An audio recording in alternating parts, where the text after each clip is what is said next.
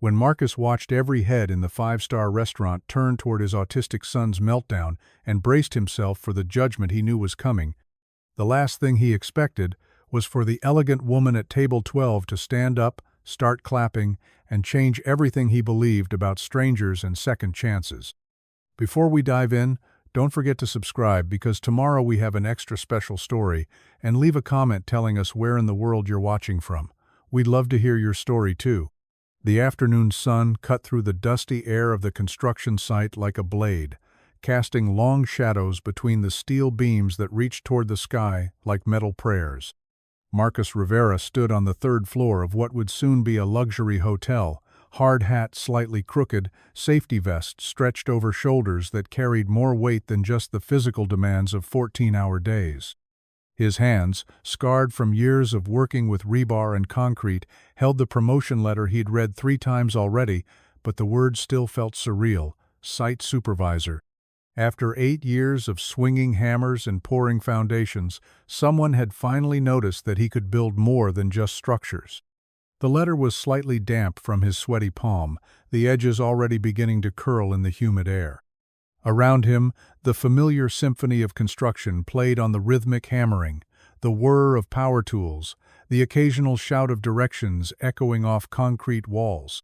But for Marcus, the noise had faded to a background hum. All he could think about was Jamie, probably sitting in the after-school program right now, carefully arranging his colored pencils in perfect lines while other kids ran around the playground. His son, who noticed when a single book was out of place on their shelf, who could recite every dinosaur name in alphabetical order but struggled to make eye contact with strangers, who deserved to have a father who could provide more than just the basics. Marcus folded the letter carefully and slipped it into his chest pocket, right next to the photo of Jamie and Sophia that he'd carried every day for the past 3 years. Sophia's laugh seemed to echo from somewhere deep in his memory, the way she used to tease him about his fancy dinner dreams. She'd always said that someday, when they had money to burn, they'd dress up and go to one of those restaurants where the waiters wore bow ties and knew which fork to use for what. It was a silly dream, but it was theirs. Now it was just his, and tonight felt like the right time to honor it.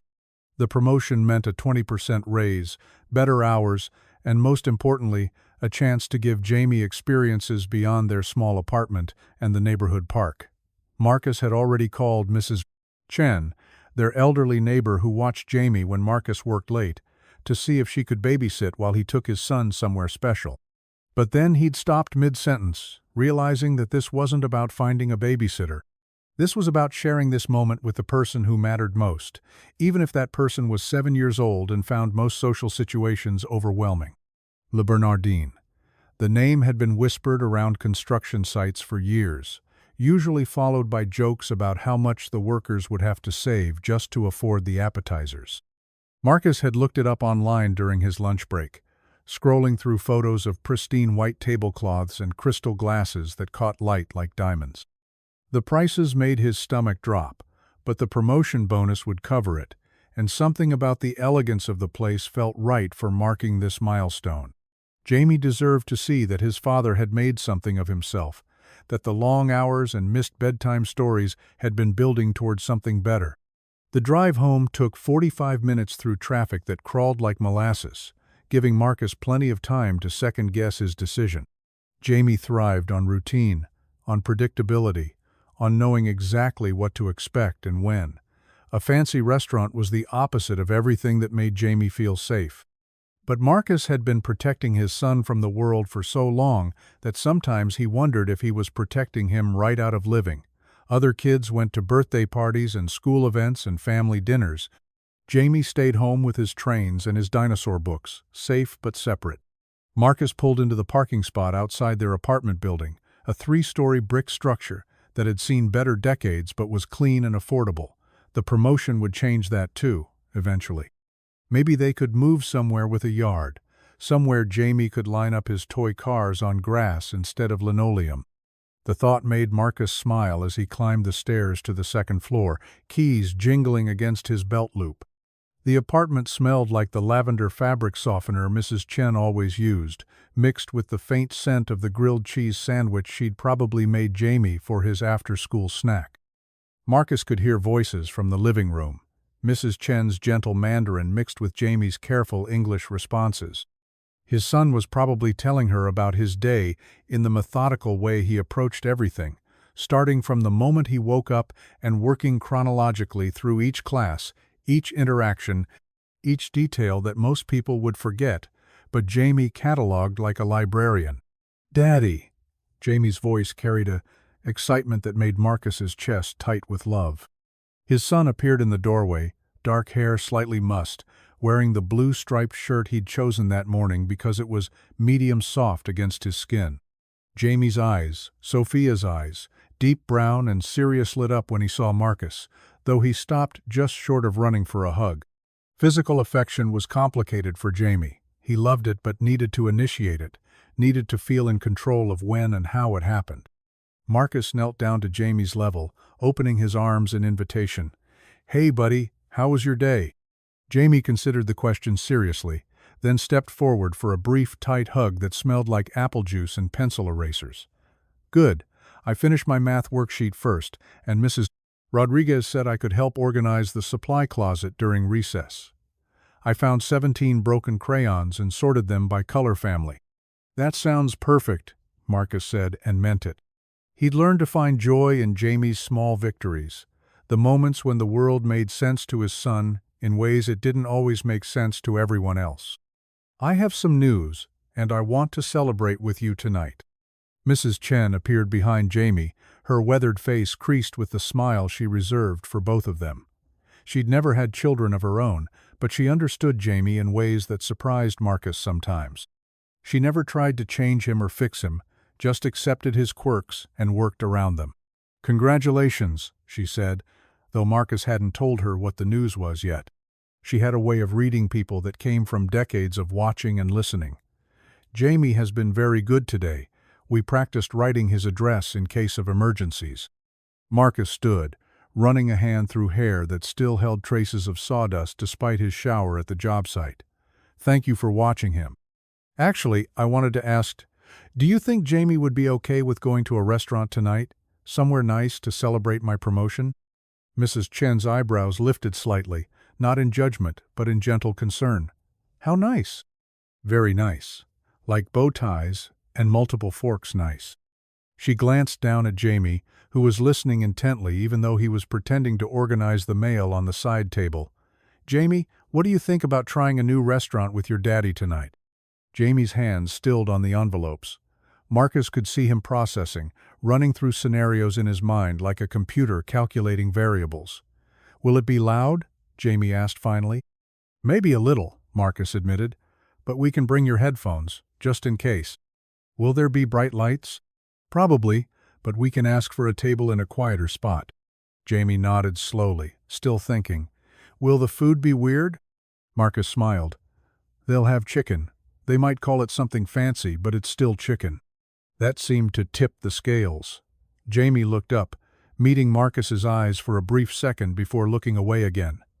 "Okay, but I want to wear my blue shirt." "Deal." Mrs. Chen gathered her purse and squeezed Marcus's arm as she passed. "He'll be fine," she said quietly. "You both will." An hour later, Marcus stood in front of their shared closet, trying to decide between his two button-down shirts. One was slightly less wrinkled than the other, but both had seen better days. He'd bought them for Sophia's funeral and hadn't worn them much since. The blue one brought out his eyes, Sophia used to say, but it also carried memories that felt too heavy for a celebration. He chose the white one instead, pressing it with a damp towel and an iron that sparked occasionally but did the job.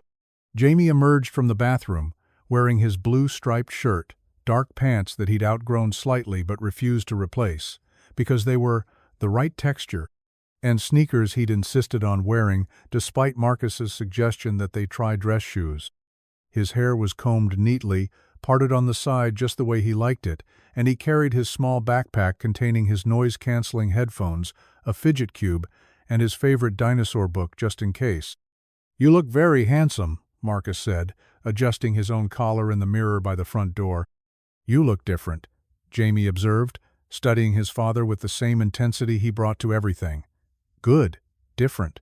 Like when you wear your uniform for work, but fancier." Marcus laughed, the sound echoing in their small entryway. "That's exactly what I was going for."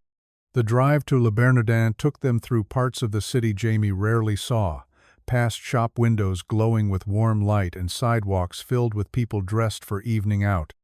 Jamie pressed his face to the passenger window, watching everything with the focused attention he brought to new environments, cataloging details for later processing. He didn't speak much during the drive, but Marcus could see him taking it all in the way the buildings changed from residential to commercial, the increasing density of traffic, the subtle shift in atmosphere that came with moving from their neighborhood to one where valet parking was standard and people wore clothes that cost more than Marcus made in a week. "Remember," Marcus said as they pulled up to the restaurant, "if you start feeling overwhelmed, just tell me. We can take breaks, or we can leave if we need to. There's no pressure to stay if it's too much." Jamie nodded seriously, shouldering his backpack like he was preparing for an expedition. In many ways, he was. The restaurant's facade was understated but elegant, with soft lighting that spilled onto the sidewalk and floor-to-ceiling windows that offered glimpses of the dining room beyond. Marcus could see white tablecloths, carefully arranged flowers, and waiters moving with practiced grace between tables filled with people who looked like they belonged in magazines. His heart hammered against his ribs as he handed his keys to the valet, a young man in a crisp uniform who accepted them with professional politeness. "Sir, will you be dining with us this evening?" "Yes. Reservation for Rivera at 7:30. The valet nodded, handing Marcus a claim ticket. "Enjoy your dinner, sir." Marcus pocketed the ticket and took Jamie's hand, feeling the slight tremor in his son's fingers that always appeared when they were somewhere new. The hostess smiled as they approached, her expression warm but professional. "Good evening. Welcome to Le Bernardin. Do you have a reservation?" "Rivera, party of 2. She consulted her book, running a manicured finger down the page. "Yes, here we are. Right this way, please." The dining room opened before them, like a scene from another world. Crystal chandeliers cast prismatic light across cream-colored walls, adorned with abstract art that probably cost more than Marcus's truck. The carpet was so thick it absorbed sound, creating an atmosphere of hushed elegance that felt almost sacred. Tables were spaced generously apart, each set with an array of silverware that looked like it belonged in a museum, and glassware so delicate it seemed to whisper warnings about being careful. Marcus felt Jamie's hand tighten in his as they followed the hostess between tables filled with diners who looked like they'd stepped out of business magazinesmen in perfectly tailored suits discussing deals over wine that Marcus probably couldn't pronounce. Women in dresses that cost more than his monthly rent, laughing quietly over plates of food arranged like tiny sculptures. The conversations were conducted in low, cultured tones, punctuated by the gentle clink of crystal and the soft scrape of silver against fine china.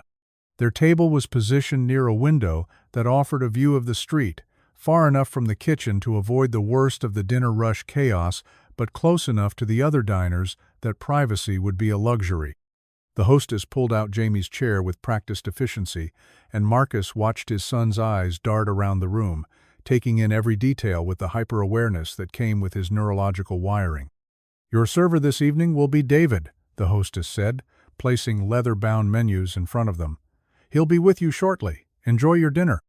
Jamie immediately opened his menu, though Marcus knew his son was more interested in the texture of the paper and the way the words were arranged than in actually reading the descriptions of food he'd never heard of. The prices made Marcus's stomach clench. Appetizers that cost what he usually spent on groceries for a week, entrees that represented half a day's wages, but he pushed the anxiety aside. This was an investment in Jamie's experience, in showing his son that they belonged in places like this, even if it didn't always feel that way.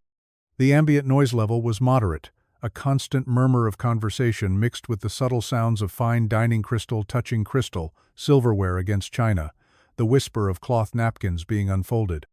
but Marcus could see Jamie starting to process the sensory input, his breathing becoming slightly more deliberate, his posture more rigid.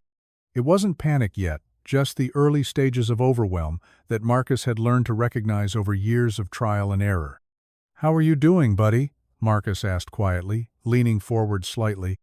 "It's very bright," Jamie said without looking up from his menu. "And everything smells different.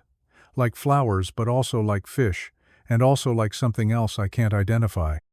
"That's probably truffle oil," Marcus said, though he wasn't entirely sure. He'd heard the term on cooking shows but had never encountered it in real life. "Do you want to try your headphones?" Jamie shook his head, still focused on the menu. "Not yet. I want to try without them first." Pride swelled in Marcus's chest. This was huge for Jamie accusing to stay in an overwhelming environment, to push his own boundaries instead of immediately retreating to the safety of his sensory aids. Marcus reached across the table and briefly touched his son's hand, a small gesture of encouragement. Their server approached with the confidence of someone who'd spent years navigating the expectations of demanding clientele.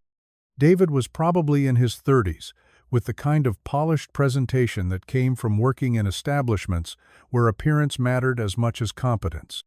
His smile was professional but warm as he introduced himself. "Good evening, gentlemen. My name is David, and I'll be taking care of you tonight. Can I start you off with something to drink?" Marcus glanced at Jamie, who was studying the water glasses with intense focus. "Just water for both of us, please." "Still, water." "Of course. And have you had a chance to look over the menu, or would you like me to explain some of our specialties?" "Maybe some recommendations?" Marcus said, feeling slightly out of his depth. "Something not too adventurous." David nodded understanding. "Certainly. Our roasted chicken breast is very popular. It's prepared simply with herbs and served with seasonal vegetables." "And for the young man, might I suggest our children's menu? We have pasta with butter and parmesan that's quite mild." Jamie looked up suddenly, making brief eye contact with David before looking away again. "Do you have dinosaur chicken nuggets?" The question hung in the air for a moment, and Marcus felt heat creep up his neck. This was exactly what he'd been afraid of, Jamie's childlike interests clashing with the sophisticated atmosphere, marking them as outsiders who didn't understand the rules of this world. But David's smile didn't waver. "We don't have dinosaur shapes, but our kitchen makes excellent chicken tenders that are very similar. Would you like to try those?"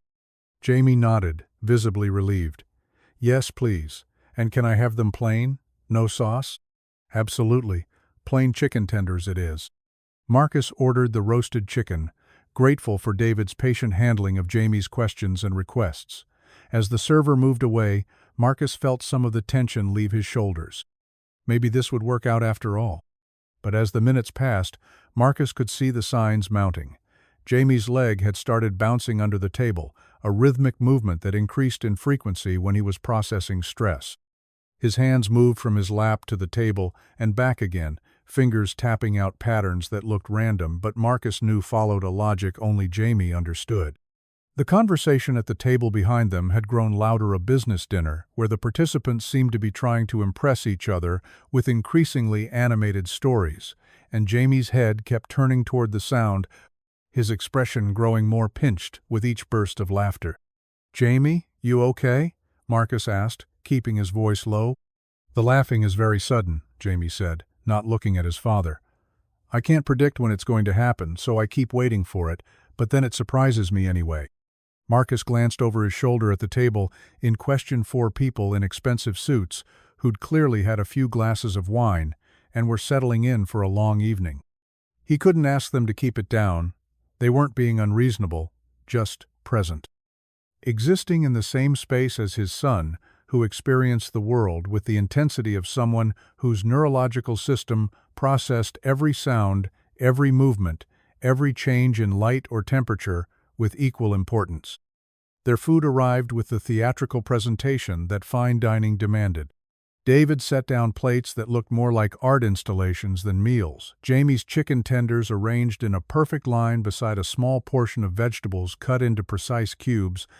Marcus's chicken breast centered on the plate with sauce drizzled in an elegant pattern around the edges.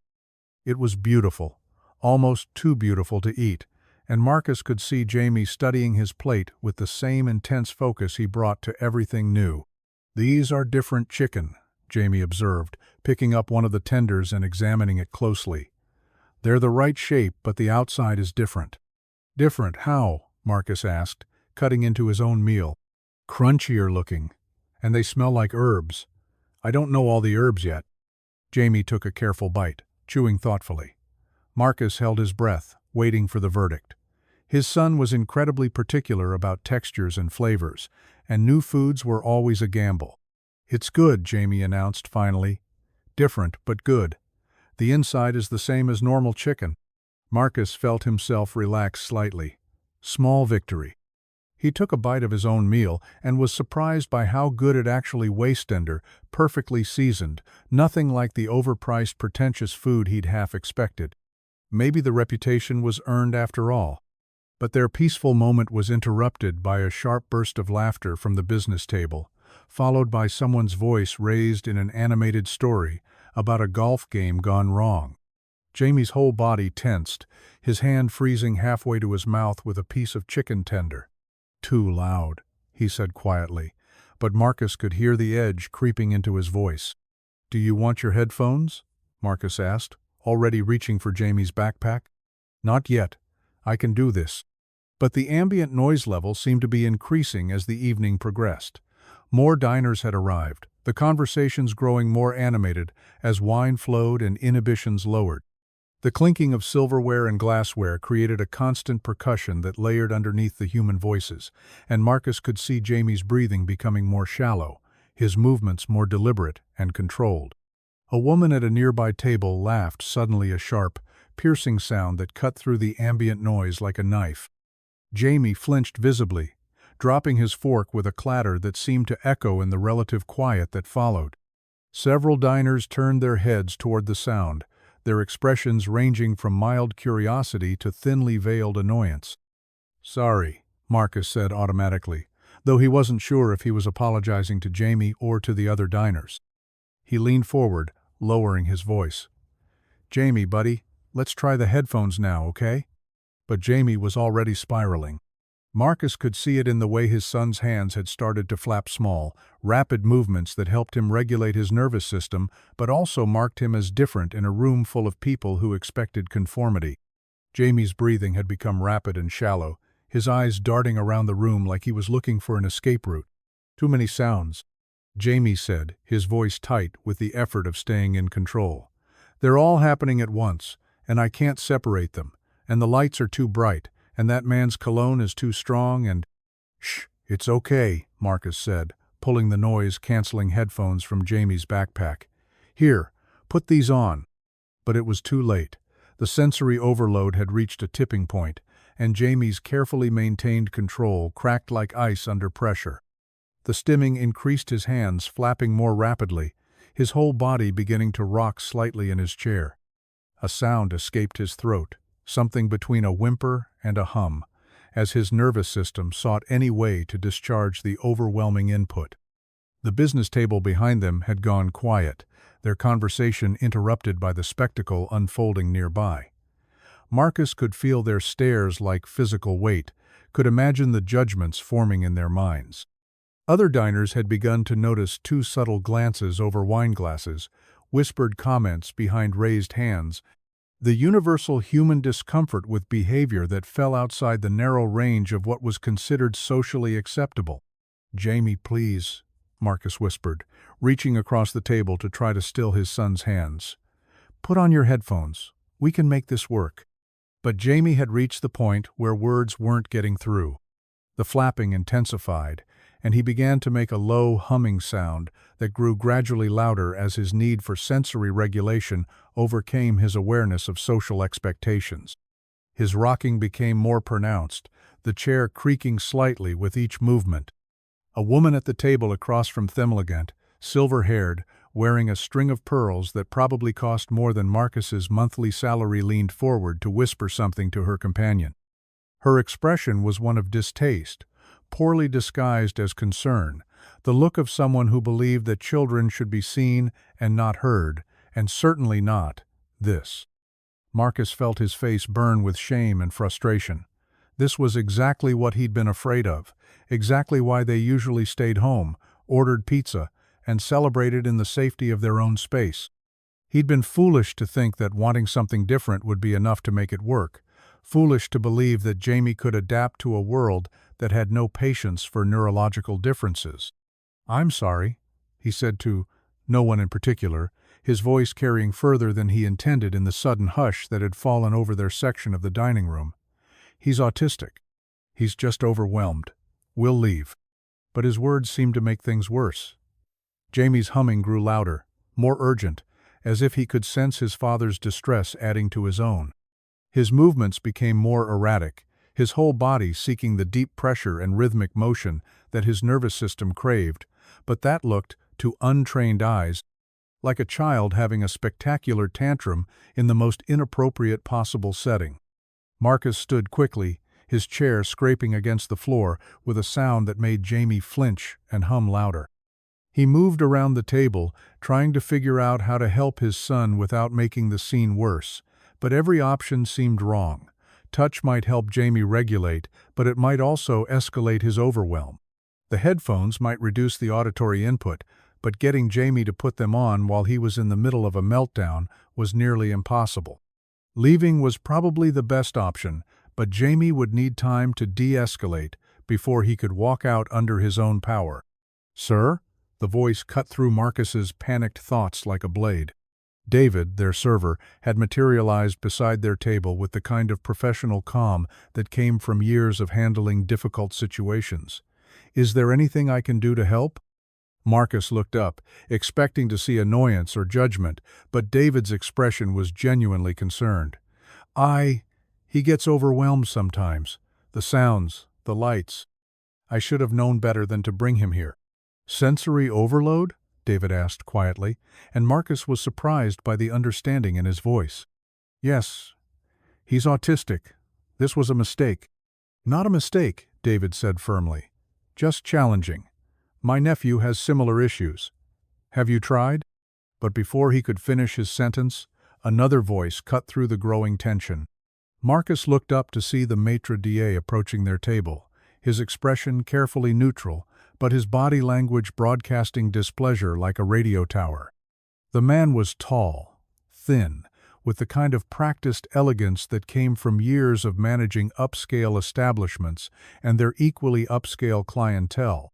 "Sir," the maitre d' said, his voice low, but carrying clearly in the relative quiet that had fallen over their section of the dining room, "I'm going to have to ask you to please keep your son quiet. You're disturbing our other guests."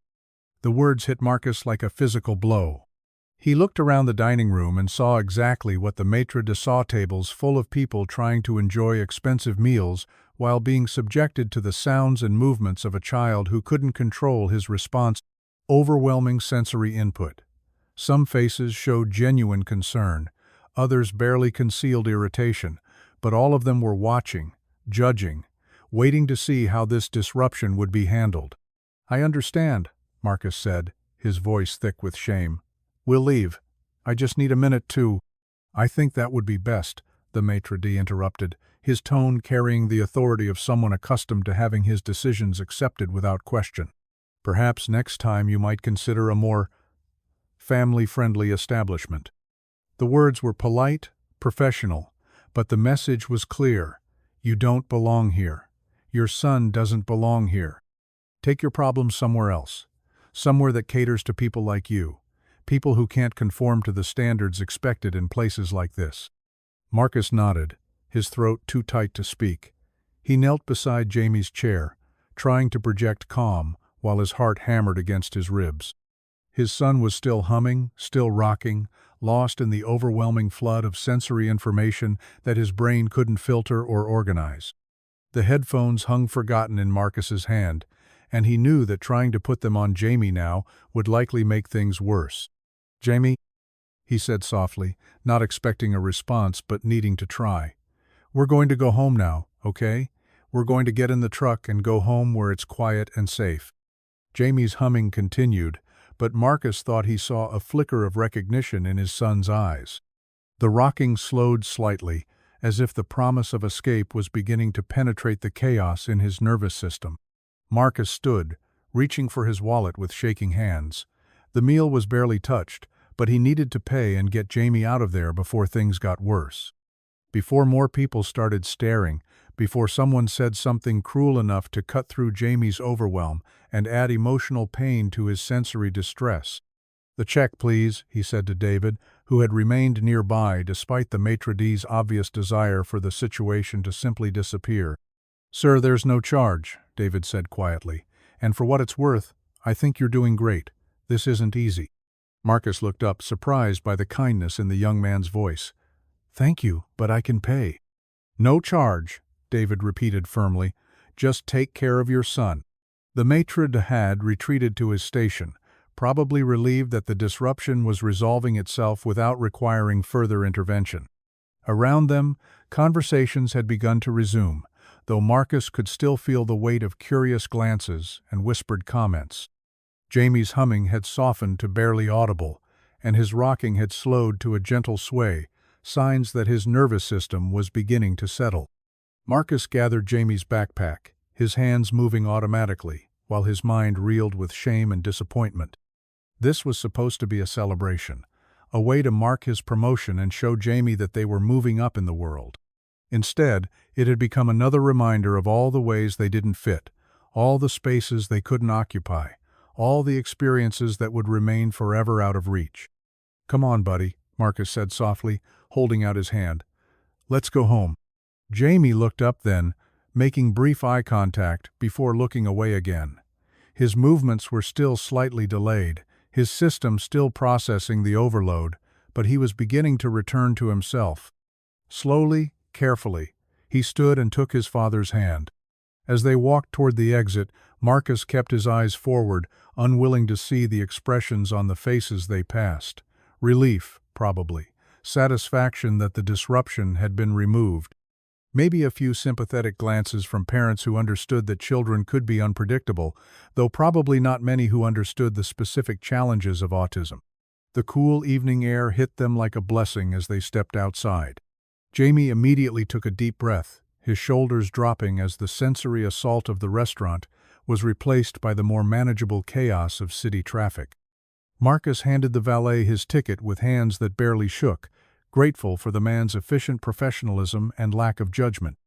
As they waited for the truck, Marcus looked back through the restaurant's windows at the warm glow of the dining room, at the tables full of people who belonged in spaces like that, who understood the unspoken rules and could navigate them effortlessly. For a moment, he'd thought they could be part of that world. He'd thought that wanting it would be enough to make it possible. The valet brought his truck around, the engine's familiar rumble a comfort after the artificial elegance of the restaurant. Marcus helped Jamie into his seat, buckling the seatbelt with extra care, and then stood for a moment in the street, letting the weight of the evening settle over him like a heavy coat. "Daddy?" Jamie's voice came through the open truck door, small but clear. "Yeah, buddy? I'm sorry I couldn't be quiet." The words broke something in Marcus's chest. He climbed into the driver's seat and turned to face his son, seeing Sophia's eyes looking back at him with confusion and guilt that no 7-year-old should have to carry. "You have nothing to be sorry for," Marcus said fiercely. "Nothing. You didn't do anything wrong. Sometimes the world is too loud, and that's not your fault." Jamie nodded, though Marcus could see that the lesson would take time to sink in. His son had spent enough time in a world that expected him to be something he wasn't to understand, that being different often felt like being wrong. As Marcus pulled away from the restaurant, he caught a glimpse of the dining room one last time. The tables were full again, conversations flowing, the disruption already forgotten. Tomorrow they would go back to their regular lives, their predictable routines, their safe spaces where Jamie could be himself without apology. But something had changed tonight, something Marcus couldn't quite name. It wasn't just the shame of being asked to leave, though that burned like acid in his throat. It was the realization that he'd been carrying his son's limitations as his own, that he'd been so focused on protecting Jamie from a world that might reject him, that he'd forgotten to imagine a world that might accept him. The promotion letter was still in his chest pocket, slightly wrinkled now but still real. Tomorrow he would go back to the construction site as a supervisor, with more responsibility and better pay and the chance to build something bigger than what he'd had before.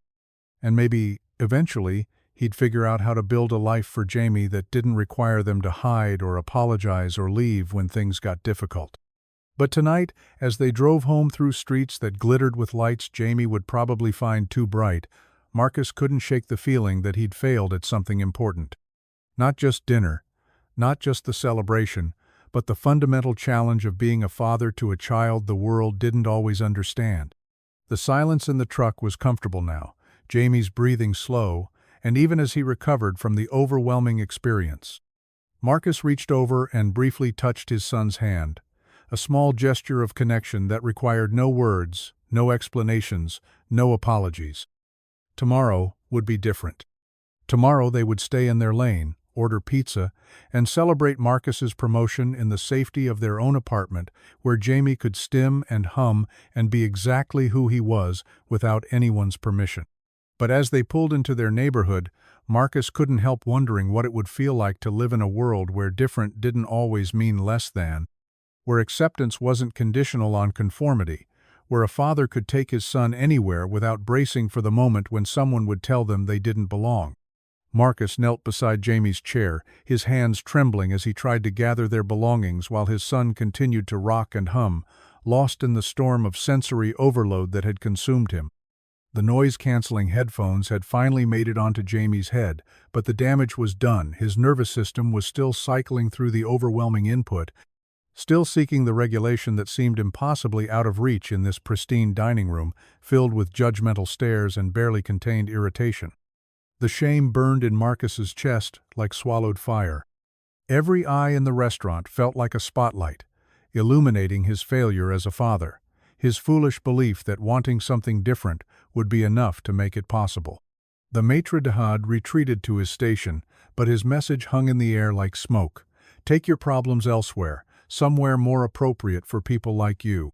The business table behind them had gone completely silent, their earlier laughter replaced by the kind of awkward quiet that follows public embarrassment. "I'm sorry," Marcus whispered to Jamie, though he knew his son couldn't hear him through the headphones and the internal chaos. "I'm so sorry, buddy. We're going home now. It's going to be okay." But even as he said the words, Marcus didn't believe them. Nothing about this felt okay. Nothing about this felt like something they could recover from. He'd pushed Jamie too hard, too fast, driven by his own desperate need to prove that the promotion meant something, that they were moving up in the world instead of just surviving in it.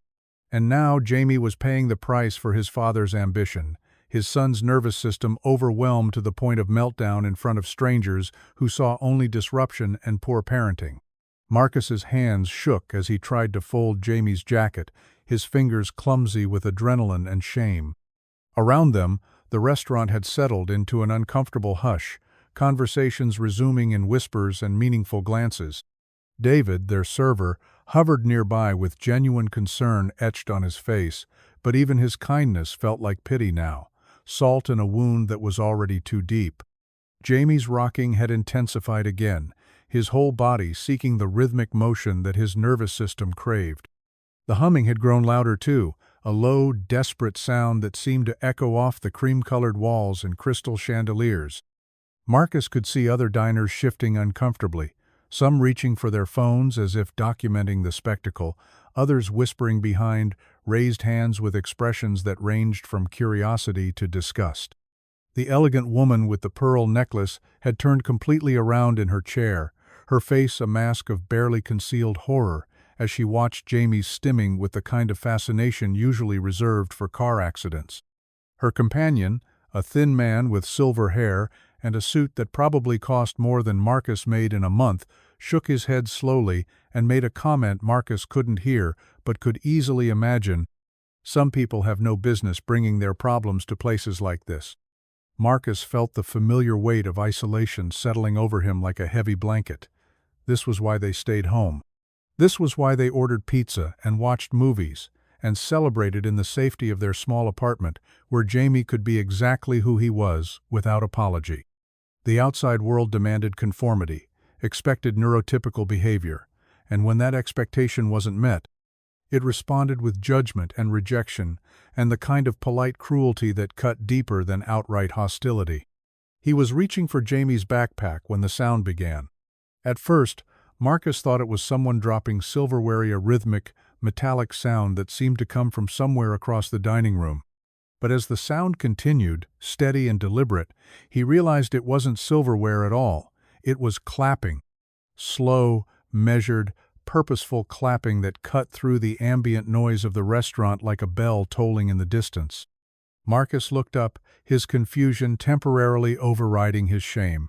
The clapping was coming from a corner table near the windows, where a woman sat alone with what appeared to be the remnants of a finished meal. She was perhaps in her early 40s, with dark hair pulled back in a simple ponytail and wearing a burgundy blouse that suggested professional success without ostentation. Her face was calm, composed, but there was something in her expression that Marcus couldn't quite identify. Not pity, not embarrassment, but something else entirely. The woman was looking directly at Jamie as she clapped, her gaze steady and warm despite the chaos unfolding at their table. Her applause wasn't the scattered, obligation-driven clapping of polite society. It was intentional, focused, as if she were acknowledging something specific and important, as if she were celebrating something that everyone else in the room was seeing as failure. The effect on the restaurant was immediate and electric. Conversations stopped mid-sentence. Silverware paused halfway to lips. Every head turned toward the source of the clapping, creating a ripple of confusion that spread outward like rings on still water. The business table fell silent.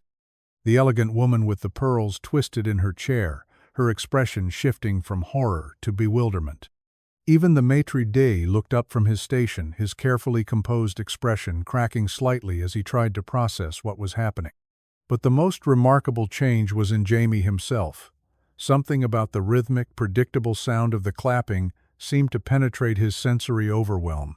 His rocking slowed slightly, his humming growing quieter, as if he were trying to listen. Marcus watched in amazement as his son's head turned toward the woman, his movements still delayed and uncertain, but showing the first signs of external awareness he'd displayed since the meltdown began. The woman stood then, still clapping, and Marcus felt his breath catch in his throat. She was tall, elegant, in an understated way that spoke of confidence rather than wealth, and as she moved away from her table and began walking toward them, Marcus could see that her smile was directed entirely at Jamie.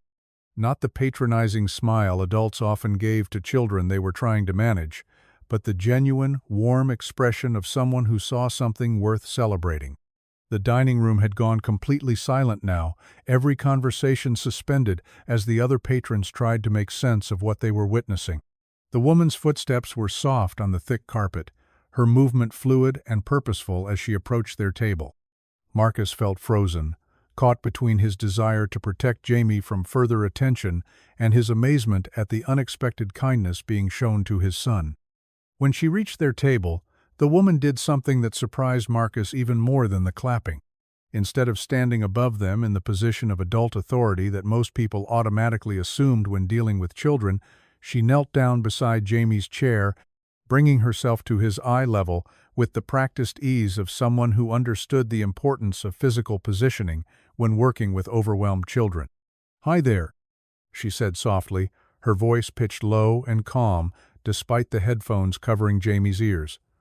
"I'm Elena. You're doing such a good job managing all these big feelings."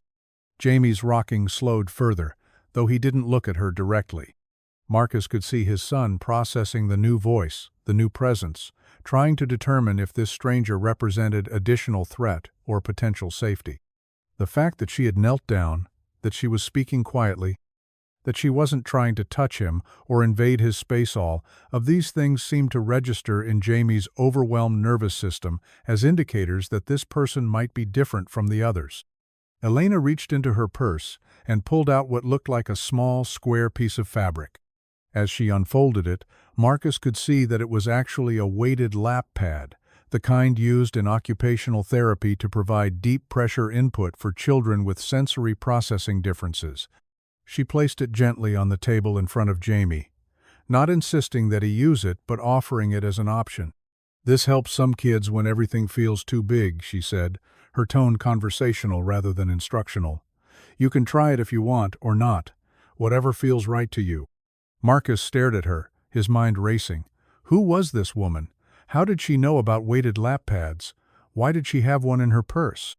But before he could voice any of these questions, Elena turned slightly and began moving her hands in what Marcus recognized as sign language. Her movements were fluid, practiced, and something about the visual rhythm seemed to capture Jamie's attention in a way that spoken words couldn't. "What are you signing?" Marcus asked quietly, not wanting to break whatever spell this woman was weaving but needing to understand. "I'm telling him that his brain is working hard right now," Elena said, continuing to sign as she spoke.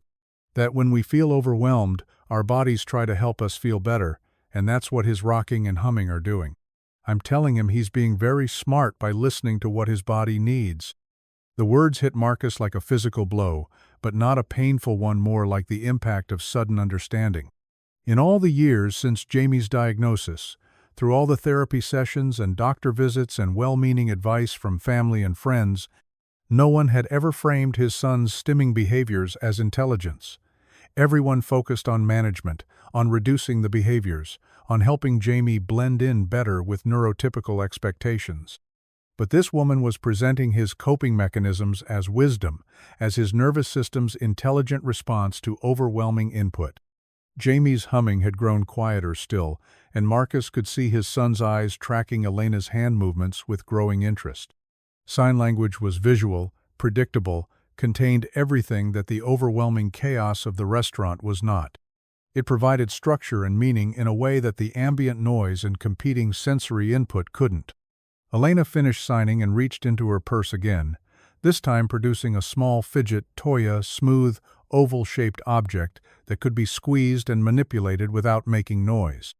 She placed it next to the weighted lap pad, creating a small array of sensory tools that Jamie could choose from based on what his nervous system needed. "Sometimes," she said, still speaking quietly, "our brains need help organizing all the information coming in. Like when there are too many sounds happening at once, or too many people, or too many lights. That's not anyone's fault, that's just how some brains work. And the smart thing to do is listen to what your brain is telling you it needs." Marcus felt tears prick at the edges of his eyes.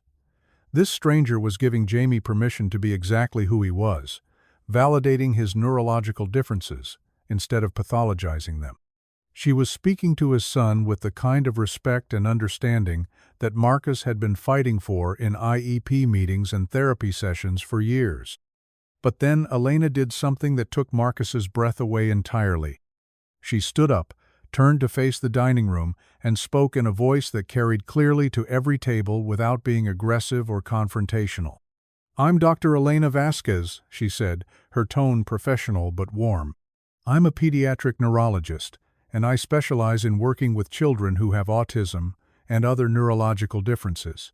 What you're seeing here isn't misbehavior or poor parenting.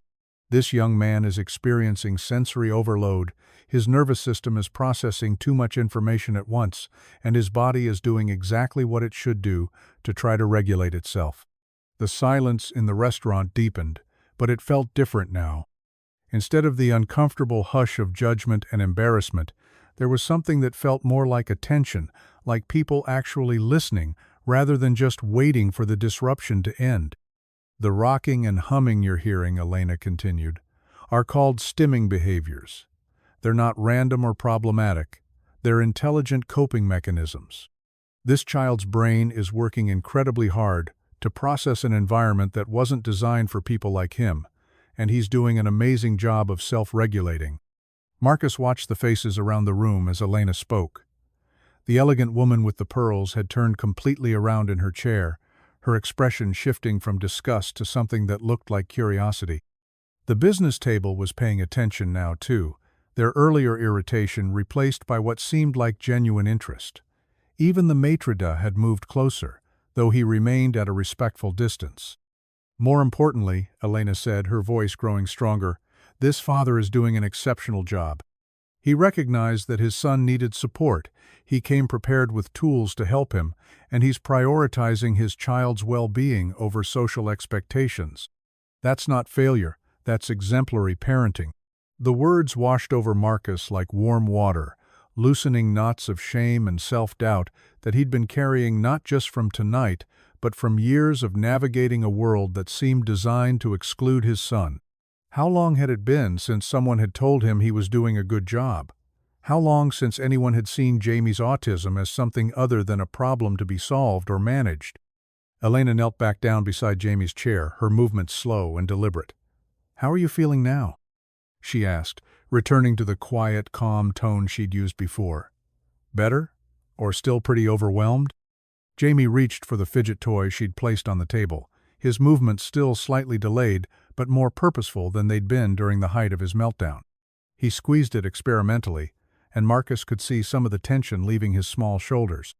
"Better," Jamie said quietly, his voice muffled by the headphones but clear enough for both adults to hear. The clapping helped. It was organized.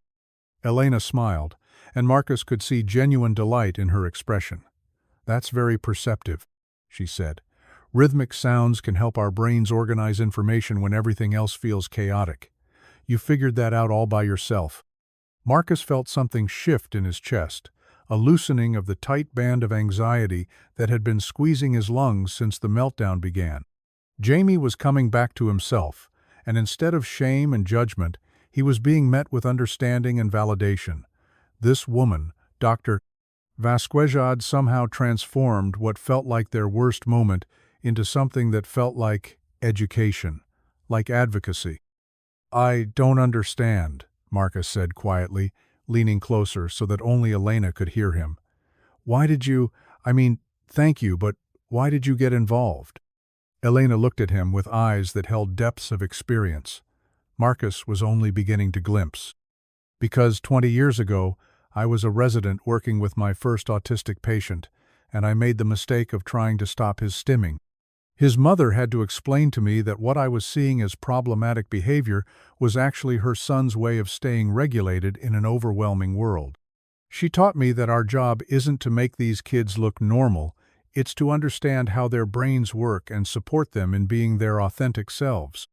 She paused, glancing around the dining room where conversations had begun to resume, though at a much quieter volume than before. "And because I've seen too many families pushed out of public spaces, told they don't belong, when what they really need is understanding and accommodation." Marcus followed her gaze, noticing that the atmosphere in the restaurant had indeed changed. The business table was speaking in much quieter tones, occasionally glancing over with what looked like concern rather than irritation. The elegant woman with the pearls was whispering to her companion, but her expression had softened considerably. Even their server, David, was hovering nearby with renewed interest rather than professional obligation. "Jamie," Elena said, turning her attention back to his son, "I have an idea. Would you like to see something cool?" Jamie looked up then, making brief eye contact before looking away again. "What kind of cool?" Elena reached into her purse one more time and pulled out her phone. She tapped the screen a few times, then held it out so Jamie could see. "This is an app that shows you what sound waves look like, see? When I talk, it makes these patterns." As she spoke, colorful waves danced across the screen, creating visual representations of the auditory input that had been overwhelming Jamie just minutes before. Marcus watched his son's face light up with fascination as Elena showed him how different sounds created different pattern. Her quiet voice made gentle, rolling waves, while the clink of silverware created sharp spikes. "The sounds in here made very chaotic patterns," Elena explained. "Lots of spikes and overlapping waves. That's why it felt so overwhelming to your brain. But now that it's quieter, look how much calmer the patterns are." Jamie reached out tentatively toward the phone, then pulled his hand back. "Can I touch it?" "Of course," Elena said, handing him the device. "You can make your own sound patterns if you want."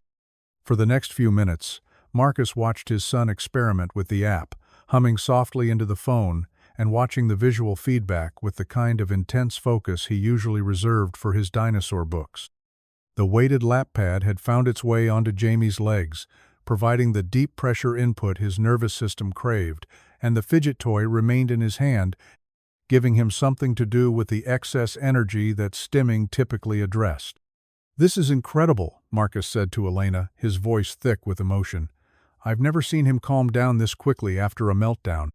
"It's not magic," Elena replied. "It's just understanding.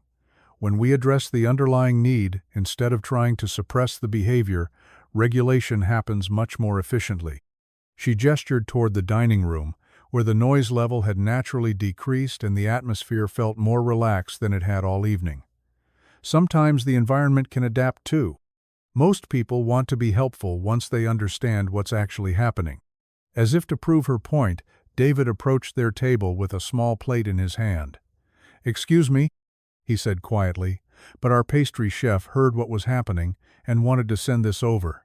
It's a chocolate tart, very simple, not too sweet. She thought the young man might enjoy it." Jamie looked up from the phone, his eyes widening at the sight of the perfectly crafted dessert. "Is it plain chocolate? No nuts or fruit or weird textures?" David smiled. "Just chocolate and pastry. The chef said to tell you she has sensory issues with mixed textures too, so she made sure this one was very simple." Marcus felt his throat tighten with emotion. The gesture was small, but it represented everything he'd hoped for and rarely experienced: acceptance, accommodation, the recognition that Jamie deserved to be welcomed rather than merely tolerated. "That's very kind," Marcus said. "Please thank her for us." As David retreated, Elena gathered her purse and stood to leave. "I should let you enjoy your dessert," she said. "But before I go," she pulled out a business card and handed it to Marcus. "If you ever want to talk about resources, or support groups, or just need someone who understands what you're dealing with, please don't hesitate to call." Marcus took the card, reading the elegant script. "Dr. Elena Vasquez, Pediatric Neurology, Children's Hospital." "Thank you," he said, the words feeling inadequate for everything she'd just given them. "I don't know how to." This was a father loving his son, Elena said simply, and a child being exactly who he's supposed to be. Neither of those things should ever require an apology. She knelt down one more time to speak to Jamie, who was carefully examining the chocolate tart with the same methodical attention he brought to everything new. "It was very nice to meet you, Jamie. You're a remarkable young man, and I hope you'll remember that your brain works in wonderful ways, even when other people don't understand it right away." Jamie looked up, making eye contact for a brief moment. "Thank you for making the sounds more organized," he said seriously, "and for explaining about my brain." Elena's smile was radiant. "Thank you for teaching everyone here something important tonight." As she walked away, Marcus watched her navigate between the tables, with the same quiet confidence she'd shown throughout the entire interaction. Several diners nodded to her as she passed, and he could see whispered conversations happening at multiple tables, not the cruel gossip he'd feared, but what looked like genuine discussion about what they'd just witnessed. The matron approached Elena near the exit, and Marcus could see them speaking quietly. The man's expression was different, now less rigid, more thoughtful. He glanced back toward Marcus and Jamie, and instead of the barely concealed irritation from earlier, Marcus thought he saw something that looked like understanding, maybe even respect. Jamie had begun eating the chocolate tart with careful, precise bites, savoring each piece with the same methodical approach he brought to everything he enjoyed. The weighted lap pad remained on his legs, the fidget toy in his free hand, the noise-canceling headphones still covering his ears. But his posture was relaxed now, his breathing calm, his movements fluid, rather than the rigid self-control of someone fighting overwhelm. "Dad?" Jamie said suddenly, looking up from his dessert. "Yeah, buddy?" Dr. Elena was nice. She understood about my brain. Marcus felt tears threatening again, but they were different tears, now not shame and frustration, but something closer to hope. She was very nice, and very smart about how brains work. "Can we come back here sometime?" Jamie asked, surprising Marcus completely. You want to come back here?" Jamie nodded thoughtfully. "It's still bright and there are still lots of sounds, but now I know about the Soundwave app, and they have plain chocolate tart. And the people learned about autism tonight, so maybe next time they won't be surprised by stimming. The simple wisdom of his son's observation took Marcus's breath away. Jamie had processed the entire evening, the overwhelm, the intervention, the education that Elena had provided, and had come to the conclusion that knowledge and understanding could transform a space from hostile to welcoming. That his own presence, his own authentic self-expression, had been part of teaching everyone in the restaurant something valuable. Marcus reached across the table and gently touched Jamie's hand. "Yeah, buddy. We can definitely come back here sometime." As they finished their dessert and prepared to leave, Marcus noticed that the atmosphere in the restaurant had permanently shifted. Conversations continued at a more moderate volume. When Jamie used the fidget toy, no one stared. When he hummed softly while eating, the sound seemed to blend naturally into the ambient noise, rather than cutting through it like an unwelcome intrusion. The elegant woman with the pearls actually smiled and nodded when they passed her table on their way out. The business table had resumed their dinner, but Marcus caught one of the men Googling something on his phone, probably autism resources, given the conversation he'd overheard about the man's nephew, who showed similar behaviors. At the exit, the maitre d' approached them one final time. Marcus tensed instinctively, bracing for another confrontation, but the man's expression was entirely different from their earlier interaction.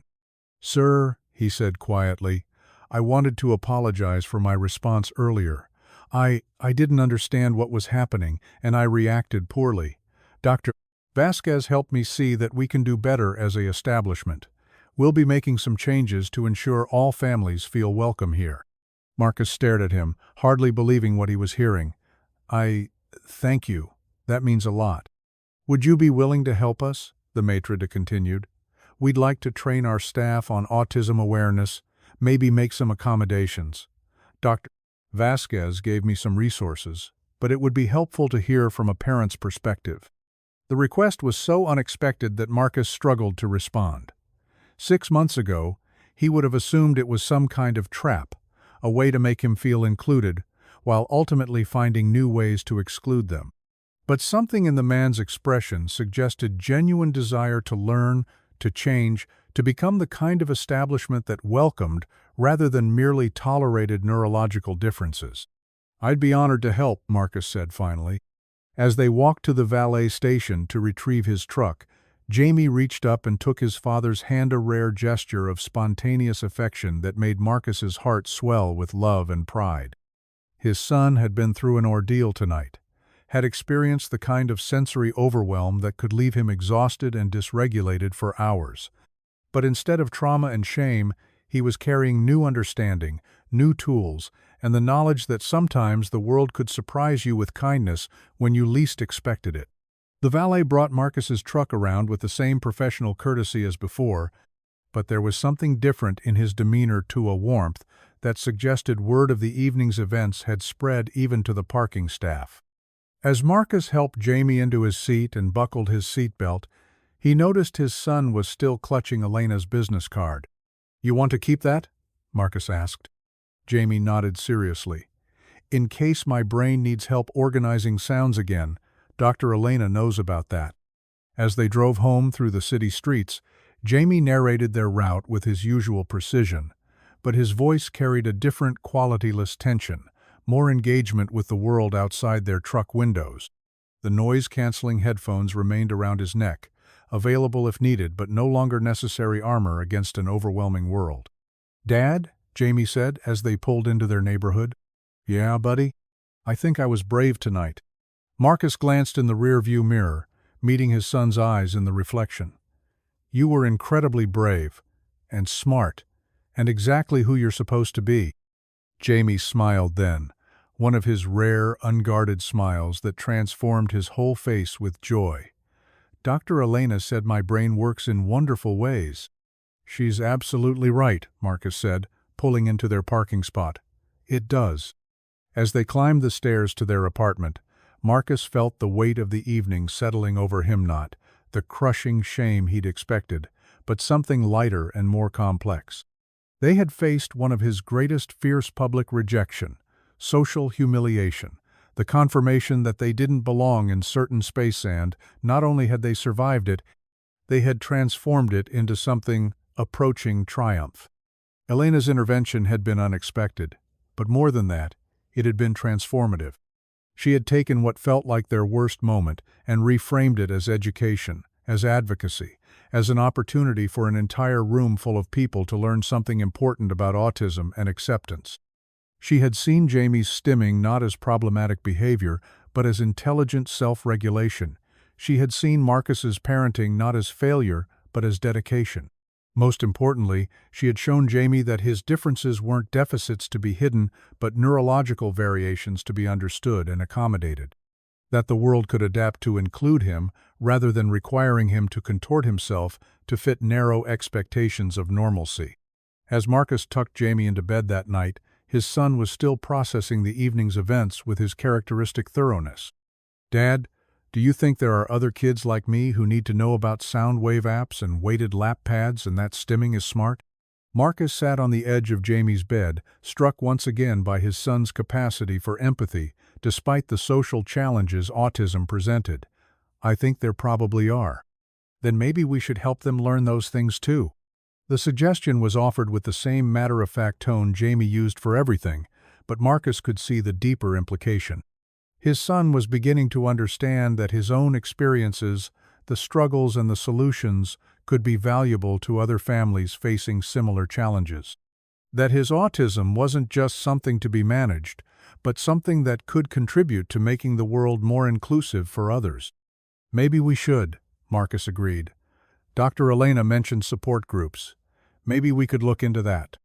Jamie nodded sleepily, his eyes already closing as the exhaustion of the evening finally caught up with him. "I think Dr. Elena was right about me being remarkable." Marcus kissed his son's forehead, breathing in the familiar scent of strawberry shampoo and childhood. "She was absolutely right about that." As he turned off the lights and closed Jamie's bedroom door, Marcus realized that everything had changed tonight. Not just their understanding of what was possible, but their sense of where they belonged in the world. They had walked into that restaurant as outsiders, hoping to briefly masquerade as insiders. They were leaving as advocates, as educators, as people whose authentic selves had value and could create positive change. Elena's business card sat on the kitchen counter where Marcus had placed it, but he already knew he would call her. Not just for resources or support, though those would be invaluable, but because she had shown them that they weren't alone, that there were people in the world who understood and celebrated neurological differences rather than merely tolerating them. The promotion letter was still in his shirt pocket, slightly more wrinkled now but somehow more meaningful than it had been that morning. The raise would help, the better hours would matter, but the real change had nothing to do with money or job titles. It had to do with the recognition that they didn't have to choose between authentic self-expression and belonging in the world. That accommodation and understanding could transform spaces, that education could replace judgment, that one person's willingness to stand up and clap could change everything. As Marcus settled into his own bed that night, he found himself thinking not about what they had lost in that restaurant, their dignity, their composure, their illusion of fitting in, but about what they had gained. A new understanding of Jamie's strengths, a vision of what acceptance could look like, a connection with someone who saw their worth without conditions. And most importantly, the knowledge that sometimes the world surprised you. Sometimes, when you were bracing for judgment and rejection, someone stood up and applauded instead. Someone saw beauty where others saw disruption, intelligence where others saw problems, love where others saw failure. Tomorrow would bring new challenges, new opportunities to navigate a world that wasn't always designed for people like Jamie. But tonight had taught them that they didn't have to navigate it alone, that understanding was possible, that change could happen, one restaurant, one conversation, one moment of unexpected kindness at a time. The last thing Marcus saw before sleep took him was Jamie's drawing from that Mornina stick figure family standing under a rainbow, with careful letters spelling out, "Daddy and me are brave." His son had been right about that, but it had taken Elena's intervention for Marcus to truly understand what bravery looked like. Not the absence of struggle, but the willingness to show up authentically despite it. Not the ability to blend in, but the courage to educate and advocate and create space for others to belong to. The phone call came on Tuesday morning while Marcus was adjusting the carburetor on a '98 Honda Civic that had been giving him trouble for the better part of an hour. His hands were black with grease, and sweat beaded on his forehead despite the cool October air filtering through the open bay doors of the garage. When his phone buzzed against his hip, he almost ignored it, probably another telemarketer or maybe the school calling about some administrative detail that could wait until lunch break. But something made him pause, wipe his hands on the shop rag hanging from his belt, and glance at the screen. The number was unfamiliar, but there was something about the area code that nagged at his memory. He answered with the gruff efficiency of a man who expected bad news. "Marcus Rivera." "Mr. Rivera, this is Dr. Elena Vasquez. We met at Le Bernardin on Saturday evening." The voice transported him instantly back to that corner table, to Jamie's meltdown, and the unexpected kindness of a stranger who had transformed their worst moment into something approaching triumph. Marcus set down his wrench and stepped away from the Honda, seeking privacy in the small office behind the service bays. "Dr. Vasquez, hi." "I." He struggled for words, still not quite believing that the evening had been real, that someone had actually stood up and advocated for his son in front of a room full of judgmental strangers. "I wanted to thank you again for Saturday night, what you did for Jamie, for both of us. I've never experienced anything like that. Please, call me Elena, and you don't need to thank me. I called because I've been thinking about you and Jamie since Saturday, and I wanted to follow up on my offer. I have some resources that might be helpful, some strategies that could make future outings easier for both of you." Marcus leaned against the office doorframe, watching his coworkers through the window as they went about their morning routines. The familiar sounds of the garage-ep pneumatic tools, radio chatter, the occasional curse when something didn't cooperate, felt reassuring after the emotional intensity of the weekend. This was his world, predictable and manageable, where problems had solutions and expertise came from experience rather than degrees. "That's very kind of you," Marcus said carefully, "but we're managing fine. Saturday was just. We pushed too hard, too fast. We'll stick to places that are more our speed from now on." There was a pause on the other end of the line, and Marcus could almost hear Elena choosing her words carefully. When she spoke again, her voice carried the gentle persistence of someone accustomed to working with defensive parents. "I understand the instinct to protect Jamie from situations that might overwhelm him, but what I saw Saturday wasn't failure. It was a child learning to navigate a challenging environment with remarkable resilience. With the right tools and understanding, there's no reason he can't access any space he wants to." Marcus felt his shoulders tense.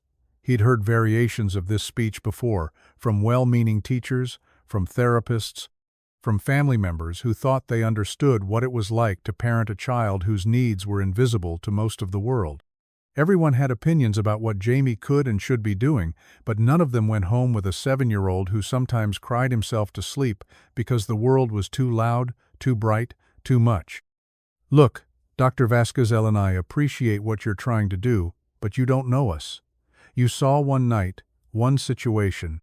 You don't know how hard we've worked to build a life that actually works for Jamie, how many disasters we've had trying to do normal things. I'm not interested in pushing him into environments that make him miserable just to prove some point about inclusion." The words came out sharper than Marcus had intended, driven by years of criticism disguised as helpfulness, years of being told that his protective instincts were somehow failing his son. He expected Elena to get offended, to offer some platitude about understanding his concerns before ending the call. Instead, her response surprised him. "You're absolutely right. I don't know you, and one evening doesn't give me the full picture of your lives. But I do know autism, and I know families, and I see parents like you every day in my practice, parents who are doing an incredible job with limited support and resources. I'm not calling to criticize your choices or push you toward anything that doesn't feel right for Jamie. I'm calling because I think you might benefit from connecting with other families who understand what you're going through." Something in her tone made Marcus pause. There was no condescension, no assumption that she knew better than he did about his own child. just an acknowledgement of how hard this path was and an offer of connection rather than correction. "What kind of connection?" he asked, his voice losing some of its defensive edge. "There's a support group that meets monthly parents of kids with autism and other neurological differences. Sometimes we just talk, sometimes we share strategies, sometimes we advocate together for better accommodations in schools and public spaces. But mostly, it's a place where you don't have to explain or apologize for your child's needs." Marcus thought about Saturday night, about the isolation he'd felt standing in that dining room, surrounded by people who saw Jamie's distress as a disruption rather than a cry for help. He thought about the years since Sophia's death, about how he'd gradually pulled back from friends and family gatherings, from neighborhood barbecues and work social events, from any situation where Jamie's differences might be seen as problems rather than simply part of who he was. "I don't know," Marcus said finally. "Jamie doesn't do well with new people, new environments, and honestly, neither do I anymore." "What if we started smaller?" Elena suggested. "Coffee, just the two of us. I can share some of the resources I mentioned, and you can tell me more about what's worked for your family. No pressure, no agenda, except understanding each other better." The offer hung in the air between them, simple but somehow weighted with possibility. Marcus found himself thinking about Jamie's words from the night before, about his son's observation that maybe they should help other kids learn about sound wave apps and weighted lap pads. Maybe connection was the first step toward advocacy. "All right," Marcus said, surprising himself. "Coffee, but somewhere quiet, nothing fancy. I know just the place." They arranged to meet Thursday morning at a small cafe near the hospital where Elena worked, a place she described as autism-friendly, with dim lighting, soft background music, and plenty of corner tables for private conversation. Marcus had never heard the term autism-friendly applied to a business before, but something about the phrase made him feel cautiously hopeful. Thursday morning arrived gray and drizzly, the kind of October weather that matched Marcus's mood as he sat in his truck outside the cafe, second-guessing his decision to come. Through the rain-streaked windshield, he could see the interior of the coffee shop, warm yellow lighting, mismatched furniture that looked comfortable rather than stylish, walls lined with local artwork and community bulletin boards. It looked nothing like the sterile perfection of Le Bernardin, and something about that felt reassuring. Elena was already there when he walked in, seated at a corner table with 2 steaming mugs and a manila folder spread open beside her laptop. She looked different, in civilian clothes jeans, and a soft gray sweater that made her seem more approachable than the professional woman in the burgundy blouse who had intervened in their crisis. Her dark hair was loose around her shoulders, and she wore no makeup except for a hint of lip color that suggested she'd made an effort without trying too hard. "Marcus," she said, standing to greet him with a warm smile. "Thank you for coming. I took the liberty of ordering you coffee black, based on your construction worker stereotype, but I got cream and sugar just in case I was wrong." Her self-deprecating humor caught him off guard, and Marcus found himself smiling as he slid into the chair across from her. "Black is perfect. And thank you for choosing somewhere that doesn't require me to pronounce anything in French. One of my many talents is finding places where people can just be themselves," Elena said, settling back into her chair. "This place is actually owned by a woman whose daughter has autism. She designed it specifically to be sensory-friendly low lighting, minimal background noise, no sudden sounds from espresso machines or blenders." Marcus looked around with new appreciation, noticing details he'd missed on first glance. The lighting was indeed softer than most coffee shops, and the background music was barely audible. Even the conversations at other tables seemed muted, creating an atmosphere of calm that felt almost intentional. "Is this where you bring all the defensive single fathers you encounter in upscale restaurants?" Marcus asked, then immediately regretted the sarcasm. But Elena laughed, a genuine sound that put him more at ease. "Actually, you're my first restaurant intervention. Most of my advocacy happens in more traditional setting hospitals, schools, therapy clinics. But I've been working with autistic children for 15 years, and I've learned that sometimes the most important conversations happen in coffee shops rather than conference rooms." She opened the manila folder and pulled out several printed articles, resource lists, and what looked like contact information for local organizations. I brought some materials I thought might be helpful, but I'd rather start by learning more about Jamie.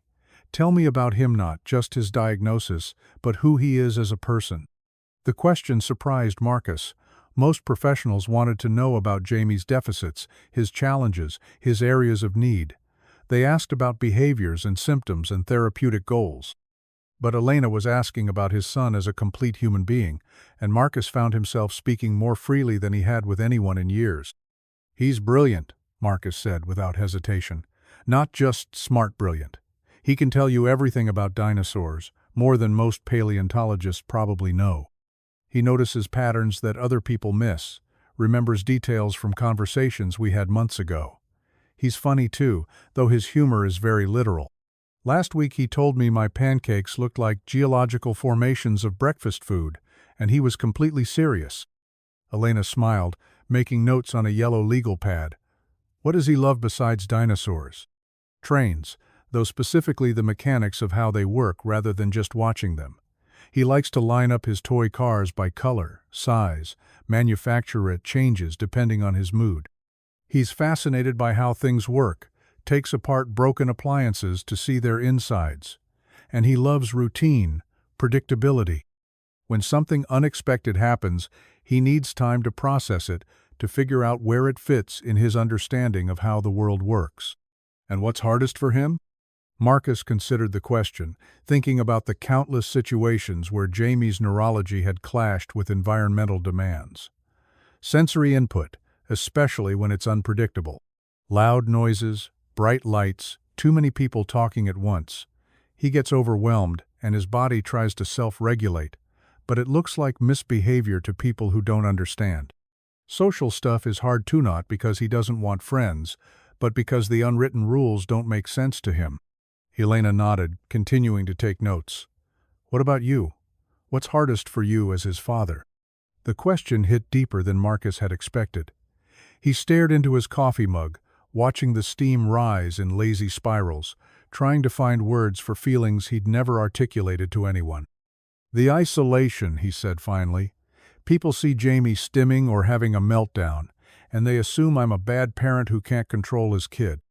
They don't see the hours of preparation it takes to go anywhere, the way I have to think 10 steps ahead to avoid triggers, the constant vigilance required to keep him safe and regulated.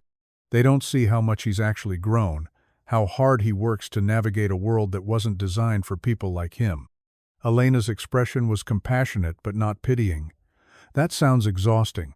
"It is, but the alternative is watching him struggle, watching him get hurt by people who don't understand him, so we've gotten good at staying in our lane, keeping to ourselves."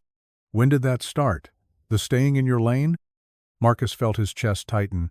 They were approaching territory he'd avoided discussing with anyone, the grief that still felt too raw despite 3 years having passed. "After my wife died." Sophia was. She was Jamie's interpreter with the world. She had this way of explaining him to people that made them see his strengths instead of his deficits. "When she got sick, when we lost her, I had to figure out how to protect him on my own, and I guess I got a little defensive." "A little?" Elena's eyebrows rose slightly, but her tone remained gentle. Marcus let out a harsh laugh. "Okay, a lot defensive. I turned down promotions that required travel because I couldn't leave Jamie with anyone who really understood him. Stopped going to work social events because explaining autism to drunk construction workers isn't my idea of fun. Built our whole life around avoiding situations where he might be judged or rejected."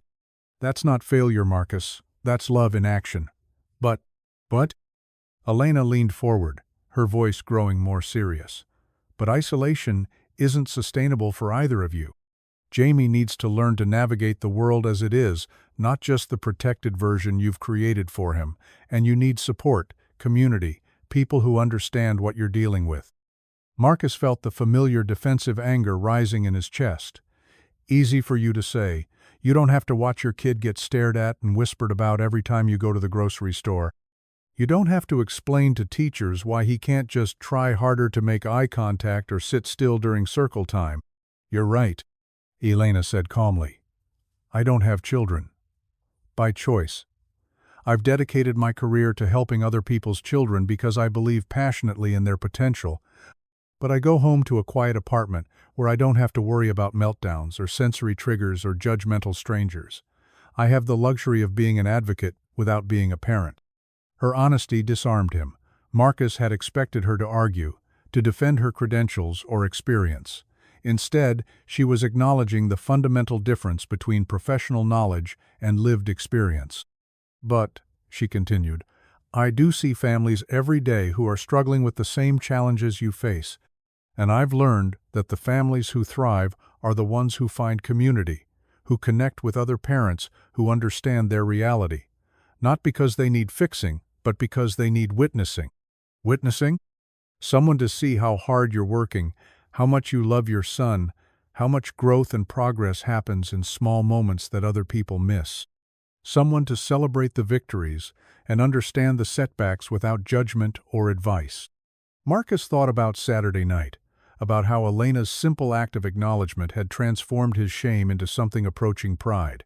Is that what you were doing at the restaurant? Witnessing? Partly. But I was also educating, which is different. Most people don't understand autism because they've never been taught. They see behaviors that seem disruptive without understanding that those behaviors serve important functions for the child's nervous system. Education can change that. Elena pulled out her phone and showed Marcus the same Soundwave app she'd introduced to Jamie. This is one of dozens of tools that can help autistic children understand and manage their sensory experiences. But most parents don't know these tools exist because the information isn't easily accessible. Support groups can change that, parents sharing resources, strategies that work, accommodations that help. And you think Jamie and I need this? Connection, community, whatever you want to call it?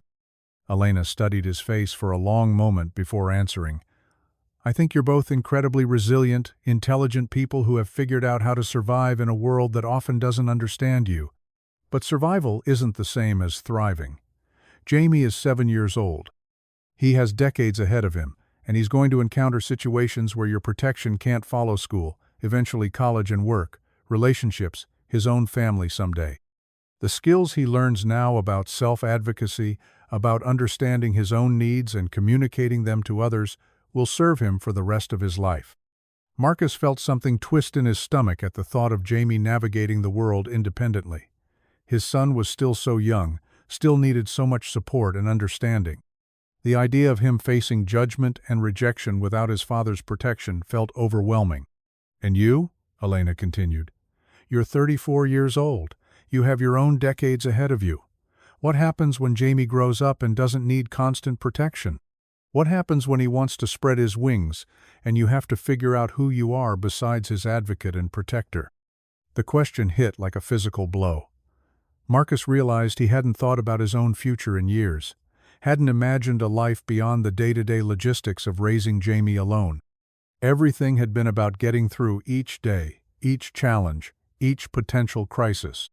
I don't know, he admitted quietly. I guess I figured I'd deal with that when it happens.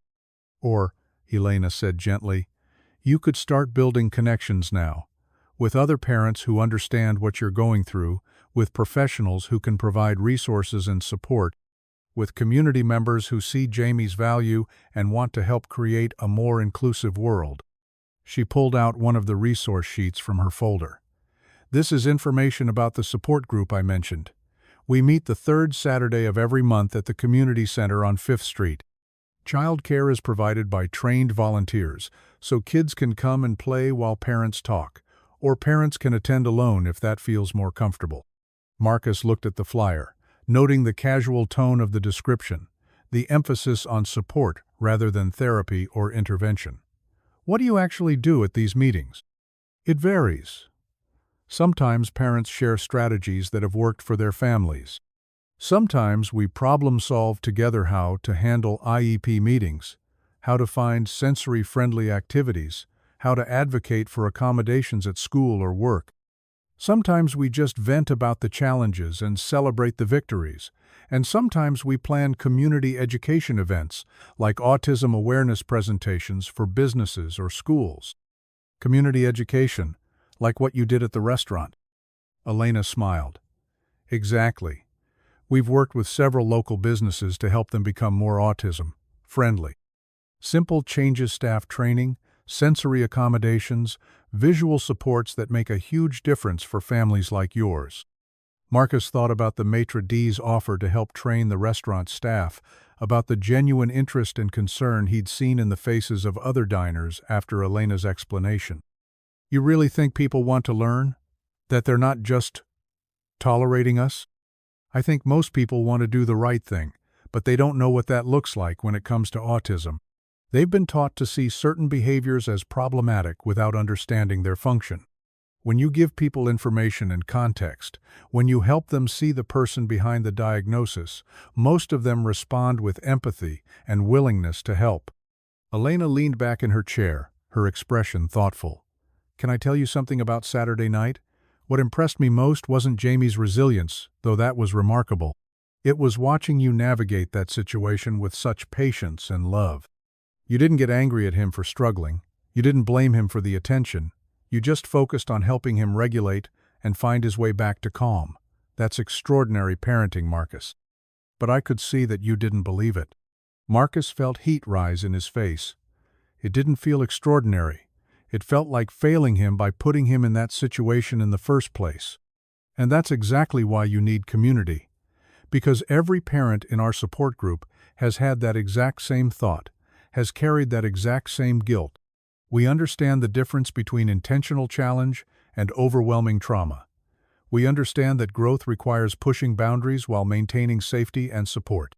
She gathered her papers back into the folder, but left the support group flyer on the table between them. I'm not going to pressure you to come to a meeting, but I want you to know that the offer stands. And if you're not ready for group support, I'm available for individual consultation. No charge. I do this work because I believe in it, not for profit. Marcus stared at the flyer, feeling pulled between his instinct to protect Jamie from potential judgment and his growing recognition that isolation might not be serving either of them. If I came to a meeting, what would happen? Would people expect me to share, to talk about personal stuff? No expectations at all. Some people come for months before they feel comfortable speaking up. Some people share from day one. There's no right way to participate except showing up if and when it feels right. And Jamie? Would he be comfortable with the other kids? Elena's face lit up. Jamie would love it. The kids who come are all neurodivergent in various ways: autism, ADHD, sensory processing differences. They get each other in ways that neurotypical children often don't. There's no pressure to make small talk or follow social scripts. They just play and stim and be themselves together. The image was appealing. Jamie, surrounded by children who wouldn't judge his flapping or humming, who might even understand and appreciate his extensive dinosaur knowledge. But Marcus also felt scared of hoping for too much, of expecting acceptance only to face rejection again. I need to think about it, Marcus said finally. Of course. And Marcus, whatever you decide, know that Saturday night mattered. Not just because it helped Jamie, but because it showed everyone in that restaurant that autistic people belong in public spaces, that their families deserve respect and support. That understanding is possible when people are willing to listen and learn. As they prepared to leave, Elena pulled out her business card again. I meant what I said about individual consultation.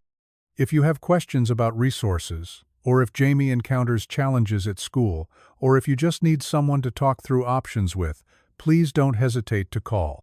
Marcus pocketed the card along with the support group flyer. Thank you for all of this. I haven't talked about our situation with anyone in a long time. It feels vulnerable? Yeah. But also relieving? Like maybe we don't have to figure everything out alone. Elena's smile was warm and genuine. You definitely don't have to figure it out alone. Community is there when you're ready for it. As Marcus drove back to work, his mind churned with everything Elena had shared. The idea of support group meetings felt overwhelming, but also appealing. The chance to connect with other parents who understood the daily challenges and small victories of raising a neurodivergent child. The possibility that Jamie could interact with kids who accepted his differences rather than being puzzled or put off by them. But more than that, Elena had given him a different way of thinking about his role as Jamie's father. Instead of seeing himself as the sole barrier between his son and a hostile world, maybe he could be a bridge builder, helping create connections and understanding that would benefit not just Jamie, but other families facing similar challenges. When he arrived back at the garage, his co-workers barely looked up from their projects. The familiar sounds and smells of the shop felt comforting after the emotional intensity of the morning's conversation, but something had shifted. The protective walls he'd built around his and Jamie's life felt less necessary now, more like barriers than safety measures. That evening, as he and Jamie worked together on a 500-piece dinosaur puzzle at their kitchen table, Marcus found himself really watching his son. Not monitoring for signs of distress or overwhelm, but simply observing who Jamie was when he felt safe and accepted. The 7-year-old was narrating his puzzle strategy with scientific precision, explaining why he was starting with the border pieces and how the color gradations would help identify which pieces belonged to which dinosaurs. "Dad," Jamie said suddenly, looking up from a piece he was trying to fit into the Triceratops's frill, "do you think Dr. Elena really meant it when she said there were other kids like me?" The question caught Marcus off guard. "What do you mean, buddy?" "Kids who like the same things I like, who understand about stimming and sound waves and why some places are too loud. Kids who wouldn't think I'm weird for knowing all the dinosaur names." Marcus felt his throat tighten with emotion. He'd been so focused on protecting Jamie from rejection that he'd never really considered how much his son might want connection with peers who understood him. "I think she did mean it," Marcus said carefully. "Would you like to meet some kids like that?" Jamie considered this seriously, fitting the puzzle piece into place with satisfaction. "Maybe, but only if they really understand about dinosaurs. I don't want to have to explain everything from the beginning." Marcus laughed, imagining Jamie meeting other kids who shared his passionate interests and detailed knowledge. "I bet some of them know just as much about dinosaurs as you do. Maybe even more about some species." "More than me?" Jamie's eyes widened with excitement rather than defensiveness. "That would be really cool. I could learn new facts." That night, after Jamie was asleep, Marcus sat at the kitchen table with Elena's support group flyer spread in front of him. The next meeting was 2 weeks away, plenty of time to prepare Jamie for the possibility, to plan for potential challenges, to build up his own courage, to reach out for the support he was beginning to realize they both needed. For the first time in 3 years, Marcus allowed himself to imagine a future that included community, advocacy, and connection. A future where Jamie's autism wasn't something to hide or apologize for, but something that connected them to a larger network of families working to create a more inclusive world. The promotional letter from work was still pinned to the refrigerator, a reminder of the professional growth he'd achieved through years of dedication and skill. But as Marcus prepared for bed, he realized that the conversation with Elena represented a different kind of growth. The recognition that success wasn't just about individual achievement, but about building bridges that could support not just his own family, but others walking similar paths. Maybe it was time to stop protecting Jamie from the world and start working to make the world more welcoming for children like his son. Maybe advocacy and community weren't luxuries they couldn't afford, but necessities they couldn't afford to live without. As Marcus turned off the lights and headed to bed, he made a mental note to call Elena in the morning. Not to commit to anything specific, but to continue the conversation, to explore the possibilities, to take the first tentative steps toward building the bridges that could connect their small family to something larger and more sustainable. The support group flyer remained on the kitchen table, no longer just information but possibility, a doorway to community that Marcus was finally beginning to consider walking through. The first support group meeting happened on a Saturday morning in November, when the trees had shed their leaves and the air carried the sharp promise of winter. Marcus stood outside the community center on 5th Street, Jamie's hand firmly clasped in his own, both of them staring at the building like it might contain either salvation or judgment, they weren't sure which. Elena had arrived early. Marcus could see her through the glass doors, setting up folding chairs in a circle, while a handful of other adults milled around with coffee cups and tentative smiles.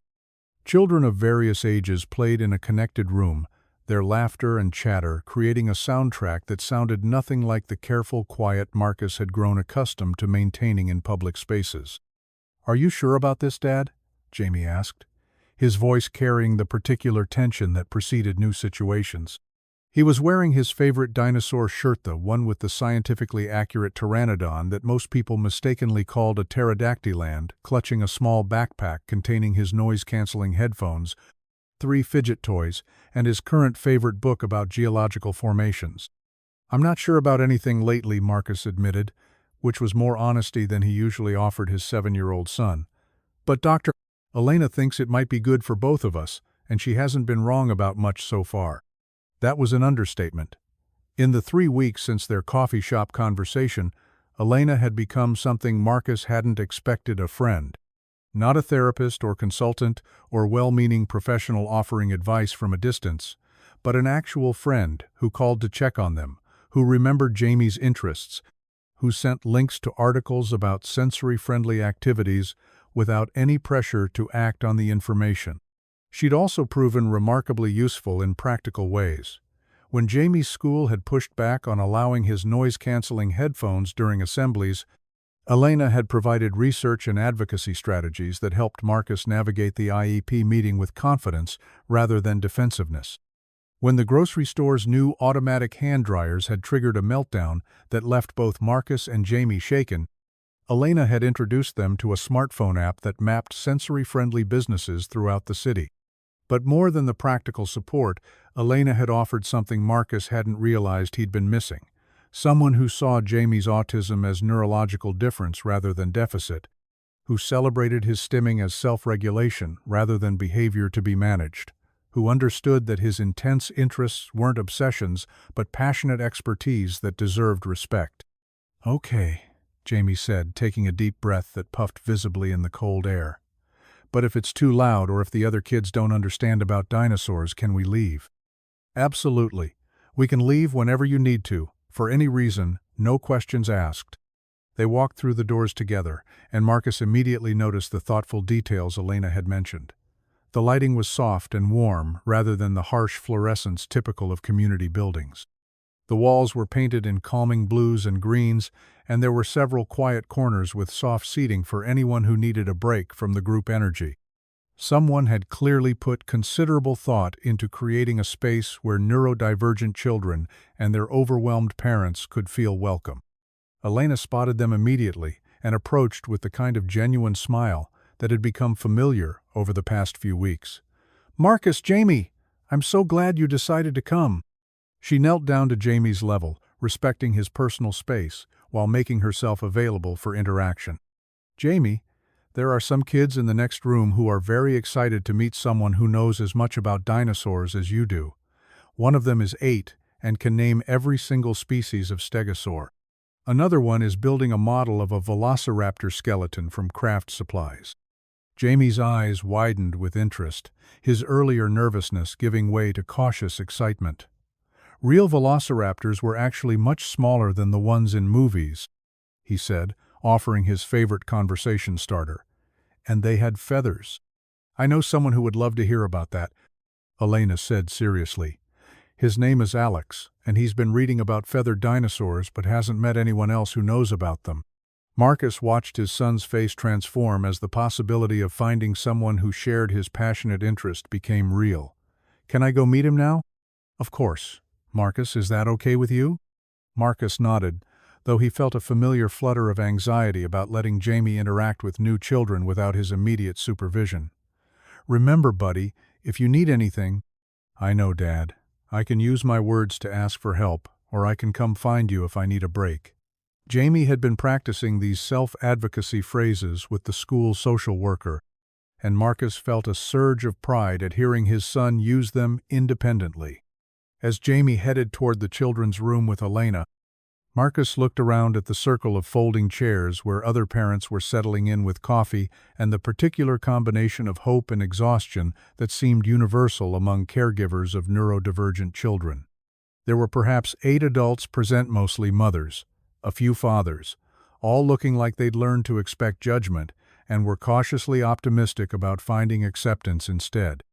Elena returned and guided Marcus to a seat next to a woman who looked to be about his age, with short auburn hair and the kind of laugh lines that suggested she'd found ways to maintain her sense of humor despite whatever challenges had brought her here. "Marcus, I'd like you to meet Sarah Chen. Sarah, this is Marcus Rivera and his son Jamie, who I told you about." Sarah extended her hand with a warm smile. "The dinosaur expert? My daughter Lily is going to be thrilled. She's been insisting that Brontosaurus isn't a real dinosaur name, but none of the adults in her life knew enough to confirm or deny her theory." "Jamie will love that conversation," Marcus said, shaking her hand. "He has very strong opinions about paleontological accuracy in popular media." "Don't they all?" Sarah laughed. Lily spent 20 minutes last week explaining to her teacher why the classroom's dinosaur poster was scientifically problematic. I got a phone call about her being disruptive, which is apparently what they call it when autistic kids share accurate information that contradicts educational materials. The comment was delivered with humor, but Marcus could hear the frustration underneath, the same frustration he felt every time Jamie's intelligence was misinterpreted as defiance or his passion was dismissed as obsession. "How do you handle that? The school stuff?" "Badly, mostly," Sarah admitted. "But Elena's been helping me prepare for IEP meetings, and this group has given me a lot of strategies for advocating without burning bridges. It turns out there's an art to educating professionals without making them feel attacked." As the meeting began, Marcus found himself relaxing in ways he hadn't experienced in years. The conversation flowed naturally between practical strategies and emotional support, between celebrating small victories and problem-solving current challenges. Parents shared stories of successful accommodations, warned each other about businesses or events that weren't autism-friendly, and offered resources ranging from sensory-friendly haircut places to pediatric dentists who understood neurological differences. But what struck Marcus most was the absence of shame. No one apologized for their child's stimming, or made excuses for meltdowns, or expressed guilt about needing accommodations. These parents spoke about their children with the kind of matter-of-fact love that accepted neurodivergence as simply part of who their kids were, not something to be cured or hidden or overcome. "We've been talking about doing some community outreach," Elena was saying, "helping local businesses understand how small changes can make them more accessible to neurodivergent families. Marcus, you might be particularly helpful with this, since you had such a positive experience at Le Bernardin after the initial misunderstanding." Marcus felt several pairs of eyes turn toward him with interest. "I don't know how positive I'd call it," he said carefully. "Jamie had a pretty spectacular meltdown and we were asked to leave." "But then what happened?" prompted a father named David, whose 10-year-old son had ADHD and sensory processing differences. Marcus found himself telling the story of Elena's intervention, of her education of the dining room, of the maitre d's subsequent apology and request for staff training. As he spoke, he could see the other parents leaning forward with interest, recognizing the familiar pattern of public misunderstanding, followed by the possibility of education and change. "The thing is," Marcus concluded, "they genuinely wanted to do better once they understood what was actually happening. The staff has been calling Elena for advice about accommodations, and they've actually made some changes to their environment and policies." "That's exactly what we're talking about," Sarah said excitedly. "Most businesses want to be inclusive, they just don't know how. If we can provide education and support instead of just criticism, we can actually create change." Elena nodded. "I've been thinking we could develop a training program, something we could offer to restaurants, stores, entertainment venues. Basic autism awareness, simple accommodations, strategies for supporting overwhelmed children and their families." "I'd help with that," Marcus said, surprising himself. 6 months ago, he wouldn't have considered voluntarily putting himself in a position to educate strangers about autism. But something about this group, about Elena's approach, made advocacy feel less like exposure and more like empowerment. The meeting wrapped up with parents exchanging contact information and making plans for children's playdates that wouldn't require the usual social scripts and sensory compromises. As families began to gather their belongings and collect their children, Marcus realized that the 2 hours had passed without him once checking his phone or worrying about Jamie's social interactions. When he went to find his son, Marcus discovered Jamie and Alex deep in conversation about the geological periods when different dinosaur species had lived, while Lily and 2 other children worked on building what appeared to be a museum display, complete with hand-lettered placards correcting common dinosaur misconceptions. Jamie was stimming freely, rocking slightly as he talked, occasionally flapping his hands when he got excited about a particular point, and none of the other children seemed to find this unusual or distracting. "Dad," Jamie called when he spotted Marcus. "Alex knows about the Cretaceous-Paleogene extinction event, and Lily has a theory about why movie dinosaurs are always wrong about pack-hunting behavior."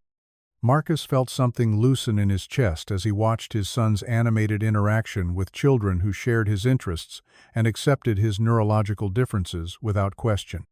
This was what Elena had been talking about, not forcing Jamie to adapt to environments that didn't suit him, but finding and creating spaces where he could be authentically himself. As they drove home, Jamie chattered excitedly about his new friends and the plans they'd made to build a scientifically accurate dinosaur diorama for the next meeting. "Can we come back next month, Dad?" Alex said he'd bring his fossil collection, and Lily wants to show me her research about why velociraptors probably hunted alone instead of in packs. "Of course we can come back," Marcus said, realizing he was looking forward to it as much as Jamie was. Over the following months, the support group became a central part of their lives. Marcus found himself coordinating carpools with other parents, attending advocacy training sessions led by Elena, and even helping to organize community events designed to increase autism awareness and acceptance.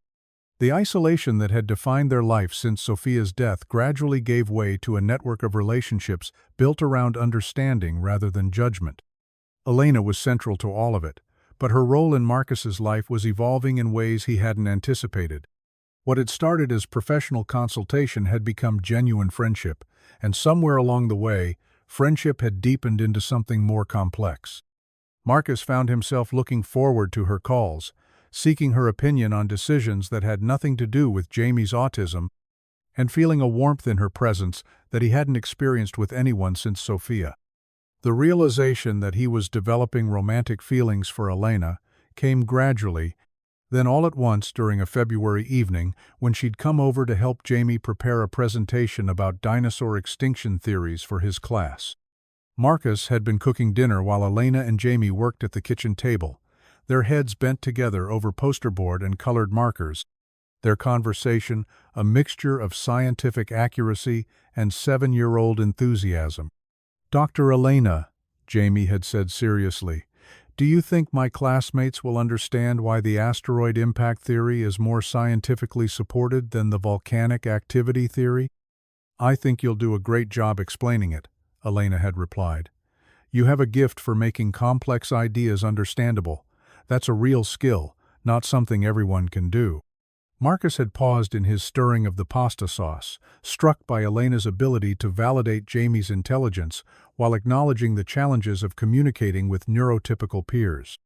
She never condescended to his son or dismissed his concerns, but she also never lowered her expectations or suggested that Jamie should hide his expertise to fit in better. When Jamie had gone to his room to practice his presentation, Elena had helped Marcus clean up the craft supplies scattered across the table. Their movements around the small kitchen were comfortable, familiar, like they'd been doing this for years rather than months. "Thank you," Marcus had said, meaning it to encompass more than just the evening's help with homework. "For what?" "For seeing him, really seeing him, not just his diagnosis or his challenges, but who he actually is as a person." Elena had stopped organizing markers and looked at him directly. "That's easy to do with Jamie. He's remarkable. But Marcus, you know that it's not just about him, right? You're remarkable too." The words had hung in the air between them, loaded with implications that neither of them seemed ready to address directly. But something had shifted that night, an acknowledgement of connection that went beyond advocacy or friendship. Spring brought new developments in their advocacy work. The community training program Elena had proposed was becoming a reality, with several local businesses expressing interest in autism awareness education. Marcus found himself co-facilitating sessions alongside Elena, sharing his perspective as a parent while she provided clinical expertise. Their partnership was effective professionally, but it also deepened their personal connection in ways that became increasingly difficult to ignore. The breakthrough came in April, during a training session at a family entertainment center that wanted to become more sensory-friendly. As Marcus watched Elena patiently explain to staff members why certain lighting and sound modifications could make their venue accessible to neurodivergent children, he realized that his feelings for her had nothing to do with gratitude or admiration for her professional skills. He loved the way she listened to Jamie's questions with the same serious attention she gave to adult inquiries. He loved her laugh, which was spontaneous and genuine rather than polite. He loved that she never tried to fix or change anything about their lives, but instead saw beauty in their reality and worked to help the world accommodate it. Most of all, he loved that she had entered their lives not as a romantic interest, but as an advocate and friend, which meant that any relationship that developed would be built on genuine compatibility rather than need or convenience. The conversation about their feelings happened on a warm May evening after a particularly successful advocacy meeting. They'd secured commitments from 6 local businesses to implement autism-friendly accommodations, and the support group had grown to include 15 families. As they walked to their cars in the community center parking lot, Elena had stopped and turned to face him. "Marcus, I need to say something, and I hope it doesn't make things awkward between us." He'd felt his heart rate accelerate, uncertain whether she was about to establish boundaries or cross them. "Okay, I've developed feelings for you, not because of who I think you could become, or because I want to rescue you, or because I think you need fixing, but because of who you are right now, as Jamie's father, as an advocate, as a person who's shown me what real love and dedication look like." The honesty in her voice had taken his breath away. "Elena, I know this is complicated. I know we started as professional colleagues, then became friends, and now I'm saying something that could change everything. But I also know that life is unpredictable, and when you find someone who sees the world the way you do, who values the same things you value, who makes you want to be better without requiring you to be different, I think that's worth acknowledging." Marcus had stepped closer, close enough to see the vulnerability in her expression despite her confident words. "You're not the only one with feelings to acknowledge." Their first kiss had happened right there in the parking lot, under the glow of security lights and the sound of traffic on 5th Street. It was soft, tentative, full of possibility and careful hope. The summer brought changes that felt both significant and natural. Elena became a regular presence at their dinner table, not as Jamie's doctor or Marcus's colleague, but as someone who belonged in their daily life. She attended Jamie's Little League games and helped him set up elaborate dinosaur dioramas in the living room.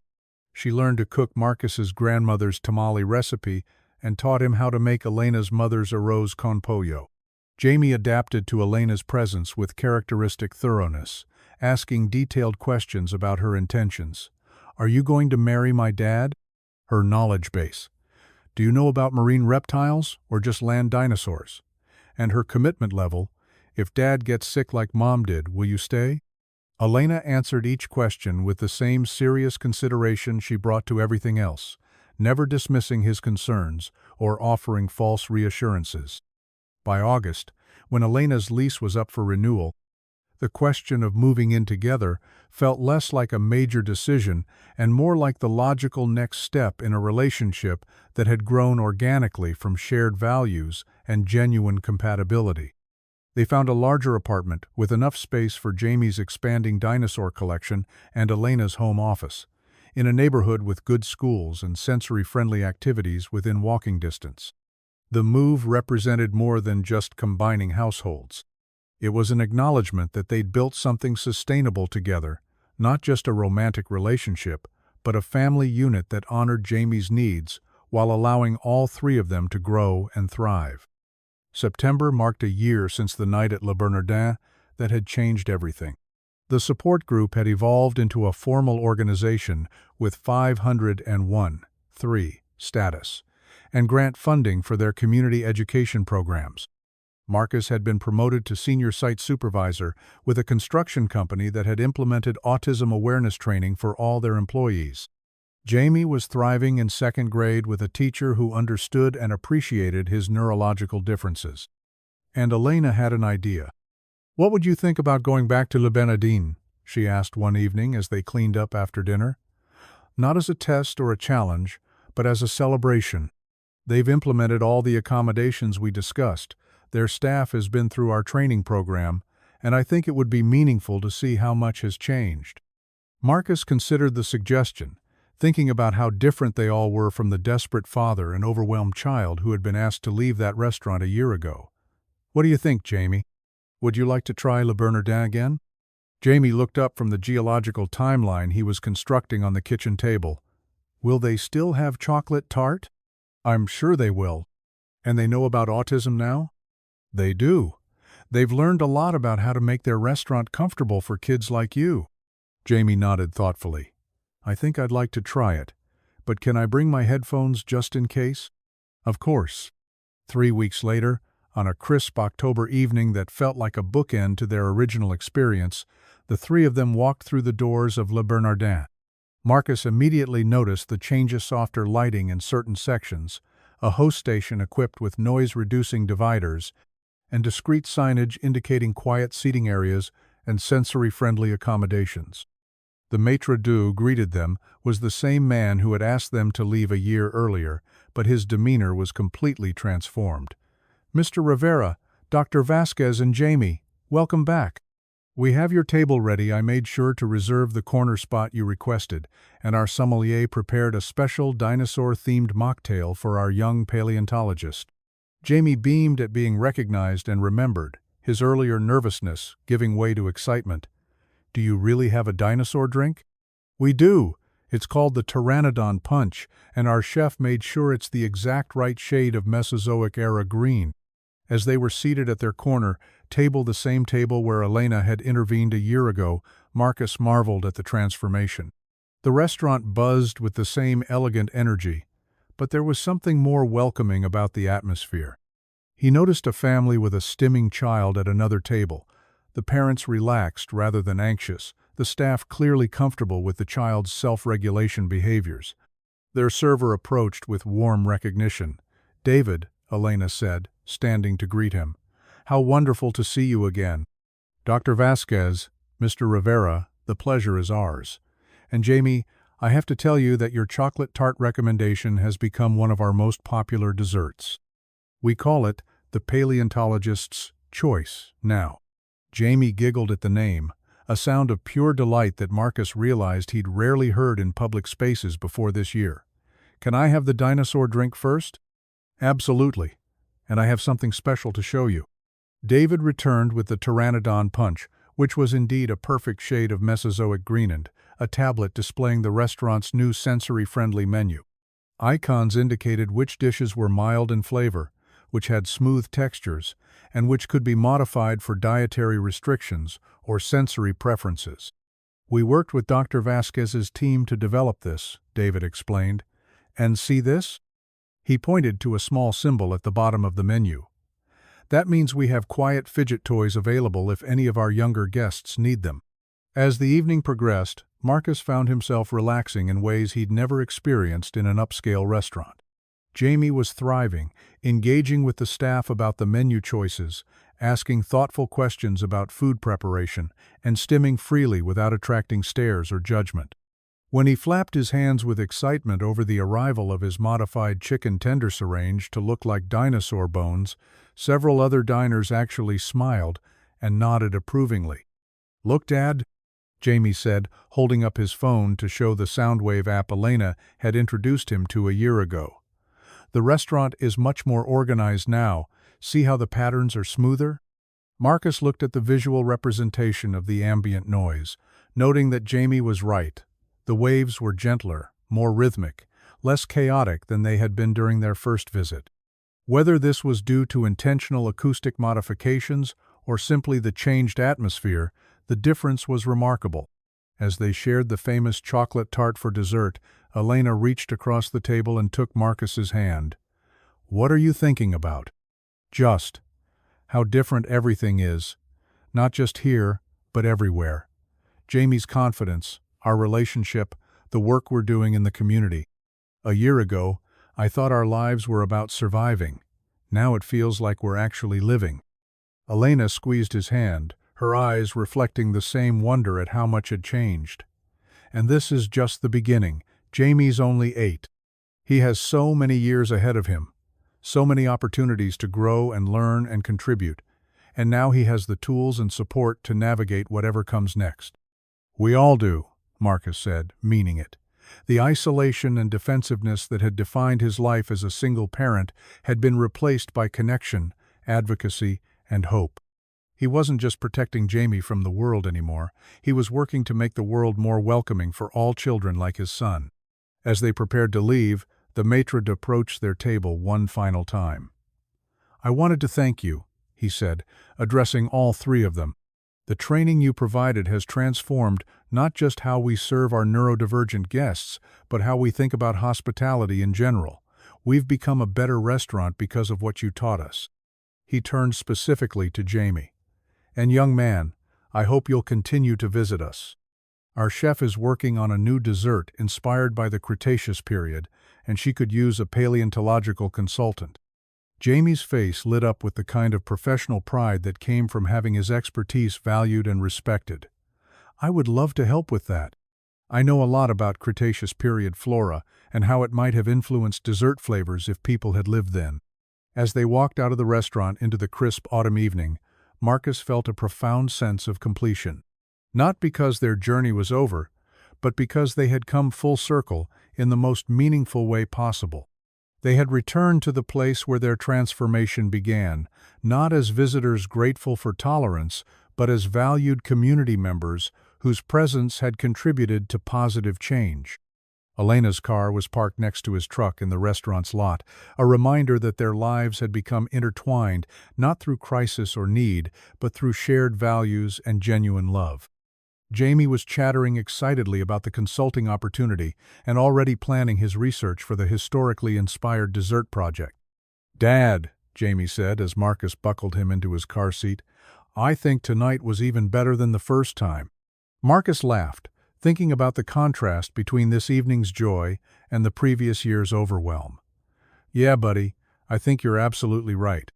As they drove home through the city streets, Marcus reflected on the unexpected ways life could change when you opened yourself to possibility rather than just protection. A year ago, he would never have imagined that the worst night of their social lives could become the catalyst for the best changes they'd ever experienced. Elena's friendship had become love, but more than that, it had become partnership in building the kind of world where children like Jamie could thrive without apology. The support group had become a movement, creating ripple effects of understanding and accommodation throughout their community. And Jamie had grown from a child who hid his differences to one who shared his expertise with confidence and joy. The apartment they returned to that night was filled with evidence of their transformed life: dinosaur dioramas sharing space with advocacy materials, Elena's medical journals stacked next to Marcus's construction trade magazines, Jamie's sensory tools integrated seamlessly into their daily routines. It was a home built on acceptance, understanding, and the radical notion that neurological differences were variations to be celebrated rather than deficits to be overcome. As Marcus tucked Jamie into bed, his son was still processing the evening's success with characteristic thoroughness. "Dad, do you think other kids like me get to have nights like tonight?" "I think more and more of them do, thanks to families like ours who are willing to speak up and educate people." "Good," Jamie said seriously. "Everyone should get to have chocolate tart and be understood at the same time." Marcus kissed his son's forehead, breathing in the familiar scent of childhood and possibility. "I couldn't agree more, buddy." Later, as he and Elena sat on their couch reviewing the evening and planning upcoming advocacy projects, Marcus realized that love had come to him in the most unexpected way, not as rescue or completion, but as recognition, someone who saw the beauty in his reality and chose to build something meaningful within it. Outside their window, the city hummed with the complex rhythms of millions of lives, intersecting and diverging, struggling and thriving, learning and growing. Somewhere in that vast network of human experience, there were other families facing the challenges they had navigated, other children learning to advocate for their needs, other communities discovering that inclusion was not just possible but transformative. And tomorrow, Marcus and Elena would continue their work of building bridges between neurotypical and neurodivergent communities, between fear and understanding, between isolation and connection. Because they had learned that change was not just possible but inevitable when people were willing to stand up, speak out, and clap for differences instead of demanding conformity. The future stretched ahead of them, full of possibility and purpose, built on the foundation of love that sees and celebrates rather than tries to change. It was a future where children like Jamie could be authentically themselves while still belonging fully to the world around them. And it had all started with one moment of unexpected kindness in a fancy restaurant when a stranger chose to applaud instead of judge, to educate instead of ignore, to build bridges instead of walls.